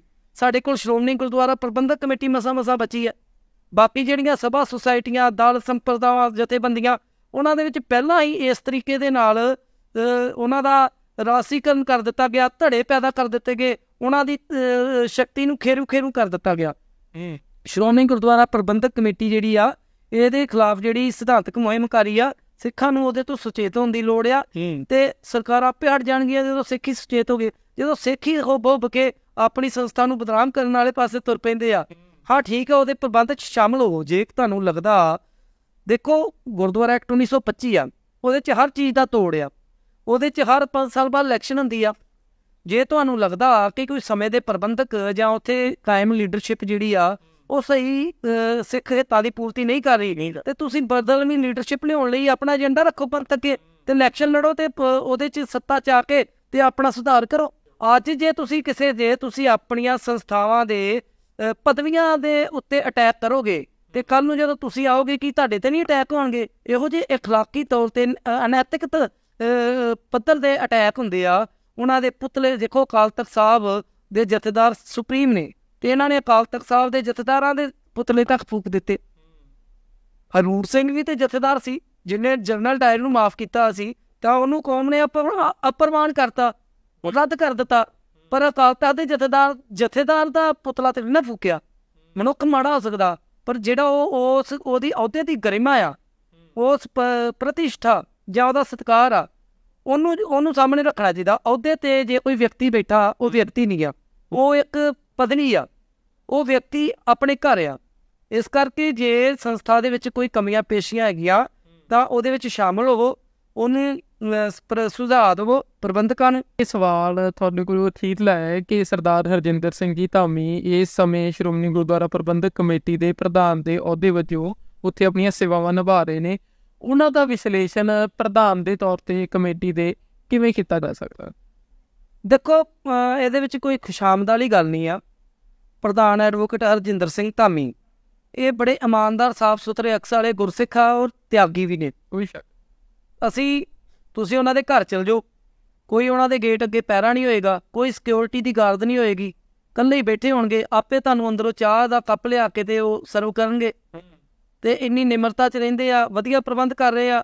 ਔਰ ਜਿੱਥੇ ਕਿਤੇ ਪ੍ਰਬੰਧਾਂ ਦੇ ਵਿੱਚ ਲੰਬੇ ਸਮੇਂ ਦੌਰਾਨ ਆਈਆਂ ਕਮੀਆਂ ਪੇਸ਼ੀਆਂ, ਅਸੀਂ ਉਹਨਾਂ ਨੂੰ ਸੁਝਾਅ ਵੀ ਦਿੰਦੇ ਆ ਕਿ ਉਹਦੇ 'ਚ ਸੁਧਾਰ ਕਰਨਾ ਚਾਹੀਦਾ ਉਹਨਾਂ ਨੂੰ। ਜਿੱਥੇ ਪ੍ਰਬੰਧਾਂ 'ਚ ਜੇ ਆਲੋਚਨਾ ਹੋ ਰਹੀ ਹੈ ਤੇ ਉਹਨੂੰ ਸੁਧਾਰ ਵਾਲੇ ਪਾਸੇ ਵੀ ਜਾਣ। ਤੇ ਕੁੱਲ ਮਿਲਾ ਕੇ ਉਹਨਾਂ ਦਾ ਜਿਹੜਾ ਉਹਨਾਂ ਦੇ ਦੇਖੋ ਜਿੰਨੇ ਹੁਣ ਆ ਰਹੇ ਆ ਨਾ ਬੇਨਿਯਮੀਆਂ, 1-2 ਮਸਲੇ ਵੱਡੇ ਸਾਹਮਣੇ ਆਏ ਜਿਨ੍ਹਾਂ ਨੂੰ ਲੈ ਕੇ ਬੜੀ ਵੱਡੀ ਪੱਧਰ ਤੇ ਇੱਕ ਜੇ ਮੀਡੀਆ ਟਰਾਇਲ ਵੀ ਚਲਾਇਆ ਜਾਂਦਾ ਕਈ ਵਾਰ, ਉਹ ਇਹਨਾਂ ਦੇ ਕਾਰਜਕਾਲ ਦੇ ਨਹੀਂ ਆ, ਉਹ ਪਹਿਲਾਂ ਦੇ ਆ। ਔਰ ਇਹਨਾਂ ਨੇ ਵੱਡੀ ਗੱਲ ਹੈ ਕਿ ਇਹਨਾਂ ਨੇ ਲੱਭੇ ਕਾਰਜ ਲੱਭੇ। ਉਹ ਜੇ ਇਹ ਵੀ ਇਹਨਾਂ ਦੇ ਮਨ 'ਚ ਖੋਟ ਹੁੰਦੀ, ਉਹਨਾਂ ਨੂੰ ਦੱਬ ਲੈਂਦੇ। ਕੀ ਲੋੜ ਸੀਗੀ ਉਹ ਲੰਗਰ ਦੇ ਵਿੱਚ, ਜਿਹੜੀ ਸੁੱਕੀਆਂ ਰੋਟੀਆਂ ਦੇ ਵਿੱਚ ਜਿਹੜੀ ਬੇਨਿਯਮੀ ਹੋਈ, ਉਹਦੇ ਵਿੱਚ ਉਹਨਾਂ ਨੂੰ ਕੀ ਲੋੜ ਸੀ? ਬਿਲਕੁਲ। ਸੋ ਇਸ ਕਰਕੇ ਉਹ ਇੱਕ ਦਿਆਨਤਦਾਰ ਸ਼ਖਸੀਅਤ ਨੇ, ਔਰ ਉਹਨਾਂ ਦੇ ਵਿੱਚ ਇੱਛਾ ਸ਼ਕਤੀ ਵੀ ਆ। ਉਹਨਾਂ ਦੇ ਵਿੱਚ ਪੁਰਾਤਨ ਟਕਸਾਲੀ ਅਕਾਲੀਆਂ ਵਾਲੀ ਭਾਵਨਾ ਵੀ ਨਜ਼ਰ ਆਉਂਦੀ ਆ। ਜਿਹੜੇ ਤਿਆਗੀ ਹੁੰਦੇ ਸੀ, ਉਹੀ ਜਿਹੜੇ ਨਤੀਜੇ ਵੀ ਦੇਖ ਰਹੇ, ਪੰਥ ਨੂੰ ਸਮਰਪਿਤ ਹੁੰਦੇ ਸੀ, ਔਰ ਨਤੀਜੇ ਦੇਖ ਰਹੇ ਆ। ਔਰ ਲੰਮੇ ਅਮਲ ਦੀ ਲੋੜ ਆ ਜੇ। ਅਸੀਂ ਇਹ ਨਹੀਂ ਕਹਿੰਦੇ ਕਿ ਮੁਕੰਮਲ ਸੁਧਾਰ ਹੋ ਗਿਆ, ਬਿਲਕੁਲ ਅਜੇ ਸੁਧਾਰ ਦੀ ਦਿਸ਼ਾ ਵੱਲ ਤੁਰ ਰਹੇ ਆ। ਪਰਮਾਤਮਾ ਤੋਂ ਆਸ ਵੀ ਕਰਦੇ ਆ ਕਿ ਉਹ ਇਸੇ ਤਰ੍ਹਾਂ ਬਿਨਾਂ ਕਿਸੇ ਦਬਾਅ ਤੋਂ, ਬਿਨਾਂ ਕਿਸੇ ਸੰਗ ਝਿਜਕ ਤੋਂ ਉਹ ਇਸੇ ਪਾਸੇ ਤੁਰੇ ਰਹਿਣ। ਉਹ ਸੰਸਥਾ ਦੇ ਵਿੱਚ ਜਿਹੜੀਆਂ ਤਰੁੱਟੀਆਂ ਆਈਆਂ ਨੇ ਉਹਨਾਂ ਨੂੰ ਦੂਰ ਕਰਨ ਲਈ ਸਫਲ ਹੋਣ। ਸ਼੍ਰੋਮਣੀ ਗੁਰਦੁਆਰਾ ਪ੍ਰਬੰਧਕ ਕਮੇਟੀ ਉੱਤੇ ਹਰੇਕ ਬੰਦੇ ਨੂੰ ਸਵਾਲ ਕਰਨਾ ਚਾਹੀਦਾ, ਤੁਸੀਂ ਵੀ ਕਰੋ। ਜੇ ਤੁਹਾਨੂੰ ਲੱਗਦਾ ਹੈ ਕਿਤੇ ਵੀ ਕੋਈ ਮਾੜਾ ਪ੍ਰਬੰਧ ਚੱਲ ਰਿਹਾ ਜਾਂ ਕਿਸੇ ਬੰਦੇ ਵੱਲੋਂ ਕੋਈ ਮਾੜਾ ਪ੍ਰਬੰਧ ਕੀਤਾ ਜਾ ਰਿਹਾ, ਤੁਸੀਂ ਬੇਸ਼ੱਕ ਸਵਾਲ ਕਰੋ, ਪਰ ਆਪਣੇ ਅੱਖ ਕੰਨ ਖੋਲ ਕੇ ਹਰੇਕ ਚੀਜ਼ ਦੀ ਪੁੱਛਾਣ ਕਰਕੇ, ਉਹਦੀ ਪੜਤਾਲ ਕਰਕੇ ਫਿਰ ਸਵਾਲ ਕਰੋ। ਉਸ ਬੰਦੇ ਨੂੰ ਕਿੰਤੂ ਕਰੋ, ਉਸ ਬੰਦੇ ਦੇ ਉੱਤੇ ਕੁਐਸਚਨ ਮਾਰਕ ਕਰੋ ਜਿਹੜੇ ਬੰਦੇ ਨੇ ਕੀਤਾ, ਬਜਾਏ ਕਿ ਉਸ ਸ਼੍ਰੋਮਣੀ ਗੁਰਦੁਆਰਾ ਪ੍ਰਬੰਧਕ ਕਮੇਟੀ ਨੂੰ ਅਸੀਂ ਟਾਰਗੇਟ ਕਰੀਏ ਜਿਹੜੀ ਕਿ ਸ਼ਹਾਦਤਾਂ ਦੇ ਕੇ ਸਿੱਖਾਂ ਨੇ ਬਣਾਈ ਹੈ, ਸਿੱਖ ਬਜ਼ੁਰਗਾਂ ਨੇ ਬਣਾਈ ਹੈ। ਇਸ ਤੋਂ ਬਾਅਦ ਸਾਡੇ ਕੋਲੇ ਕੋਈ ਸੰਸਥਾ ਨਹੀਂ ਬਚਣੀ ਹੈਗੀ। ਸਾਡੇ ਕੋਲੇ ਇਸ ਸੰਸਥਾ ਦੇ ਉੱਤੇ ਨਿਸ਼ਾਨੇ, ਇਸ ਸੰਸਥਾ ਦੇ ਉੱਤੇ ਹਮਲੇ ਹੋਣ ਦਾ ਇੱਕ ਕਾਰਨ ਇਹ ਵੀ ਹੈ ਕਿ ਇਸ ਸੰਸਥਾ ਨੂੰ ਸਾਰੇ ਆਪਣੇ ਕਬਜ਼ੇ 'ਚ ਲੈਣਾ ਚਾਹੁੰਦੇ ਨੇ, ਤਾਂ ਜੋ ਸਿੱਖਾਂ ਦੀ ਜਿੰਨੀ ਵੀ ਤਾਕਤ ਬਚੀ ਕੁਚੀ ਹੈਗੀ ਹੈ ਉਸ ਨੂੰ ਵੀ ਮਲੀਆ ਮੇਟ ਕਰ ਦਿੱਤਾ ਜਾਵੇ। ਬੁੱਟਰ ਸਾਹਿਬ ਨੇ ਬਾਖੂਬੀ ਦੱਸਿਆ ਕਿ ਅੰਗਰੇਜ਼ਾਂ ਦੇ ਜ਼ਮਾਨੇ ਦੇ ਵਿੱਚ ਮਸੰਦ ਗੁਰਦੁਆਰੇ ਦੇ ਉੱਤੇ ਕਾਬਜ਼ ਕਰਕੇ ਬਿਠਾਏ ਹੋਏ ਸੀ, ਕਿਉਂਕਿ ਉਹਨਾਂ ਨੂੰ ਪਤਾ ਸੀ ਗੁਰਦੁਆਰਿਆਂ ਦੇ ਵਿੱਚੋਂ ਜਿਹੜੀ ਸ਼ਕਤੀ ਸਿੱਖਾਂ ਨੂੰ ਮਿਲਦੀ ਹੈ ਤੇ ਜਿਹੜੀਆਂ ਘਾਲਨਾਵਾਂ ਉਹ ਖੜੀਆਂ ਹੁੰਦੀਆਂ ਨੇ, ਪੈਦਾ ਹੁੰਦੀਆਂ ਨੇ, ਉਹ ਸਰਕਾਰ ਲਈ ਇੱਕ ਵੱਡਾ ਖਤਰਾ ਬਣ ਜਾਂਦੀਆਂ ਨੇ। ਇਸੇ ਨੁਕਤੇ ਨਿਗਾਹ ਤੋਂ ਜੇ ਆਪਾਂ ਦੇਖੀਏ ਤਾਂ ਭਾਰਤ ਦੀਆਂ ਸਰਕਾਰਾਂ, ਪੰਜਾਬ ਦੀਆਂ ਸਰਕਾਰਾਂ ਨੂੰ ਵੀ ਇਹੀ ਡਰ ਹੈ ਕਿ ਇਹਨਾਂ ਗੁਰਦੁਆਰਿਆਂ ਦੇ ਵਿੱਚੋਂ ਸਾਡੇ ਖਿਲਾਫ ਕੱਲ੍ਹ ਨੂੰ ਸੰਘਰਸ਼ ਹੋਣੇ ਨੇ, ਕਿਉਂਕਿ ਉਹ ਸਰਕਾਰਾਂ ਕਿੰਨੇ ਕੁ ਪਾਣੀ 'ਚ ਨੇ ਆਪਾਂ ਸਾਰੇ ਜਾਣਦੇ ਹਾਂ। ਸਵਾਲ ਕਰੋ, ਪਰ ਉਸ ਦੀ ਪਛਾਣ ਕਰਕੇ, ਉਸ ਦੀ ਪੜਤਾਲ ਕਰਕੇ ਬੰਦੇ ਨੂੰ ਕਿੰਤੂ ਕਰੋ, ਬੰਦੇ ਨੂੰ ਕਟਹਿਰੇ ਦੇ ਵਿੱਚ ਖੜਾ ਕਰੋ। ਸ਼੍ਰੋਮਣੀ ਗੁਰਦੁਆਰਾ ਪ੍ਰਬੰਧਕ ਕਮੇਟੀ ਨੂੰ ਨਹੀਂ, ਇਹ ਸਾਡੀ ਆਪਣੀ ਸੰਸਥਾ ਹੈ। ਜੇ ਇਹ ਸਾਡੇ ਤੋਂ ਖੁਸ਼ ਗਈ, ਸਾਡਾ ਕੁਛ ਨਹੀਂ ਬਚਦਾ। ਬੁੱਟਰ ਸਾਹਿਬ ਬਹੁਤ ਗੱਲਾਂ ਨੇ ਕਰਨ ਲਈ, ਫੇਰ ਅਗਲੀ ਕੜੀ ਦੇ ਵਿੱਚ ਕੋਈ ਹੋਰ ਗੱਲ ਛੇੜਾਂਗੇ ਸ਼੍ਰੋਮਣੀ ਗੁਰਦੁਆਰਾ ਪ੍ਰਬੰਧਕ ਕਮੇਟੀ ਦੀ। ਅੱਜ ਲਈ ਤੁਹਾਡਾ ਬਹੁਤ ਬਹੁਤ ਧੰਨਵਾਦ। ਵਾਹਿਗੁਰੂ ਜੀ ਕਾ ਖਾਲਸਾ, ਵਾਹਿਗੁਰੂ ਜੀ ਕੀ ਫਤਿਹ।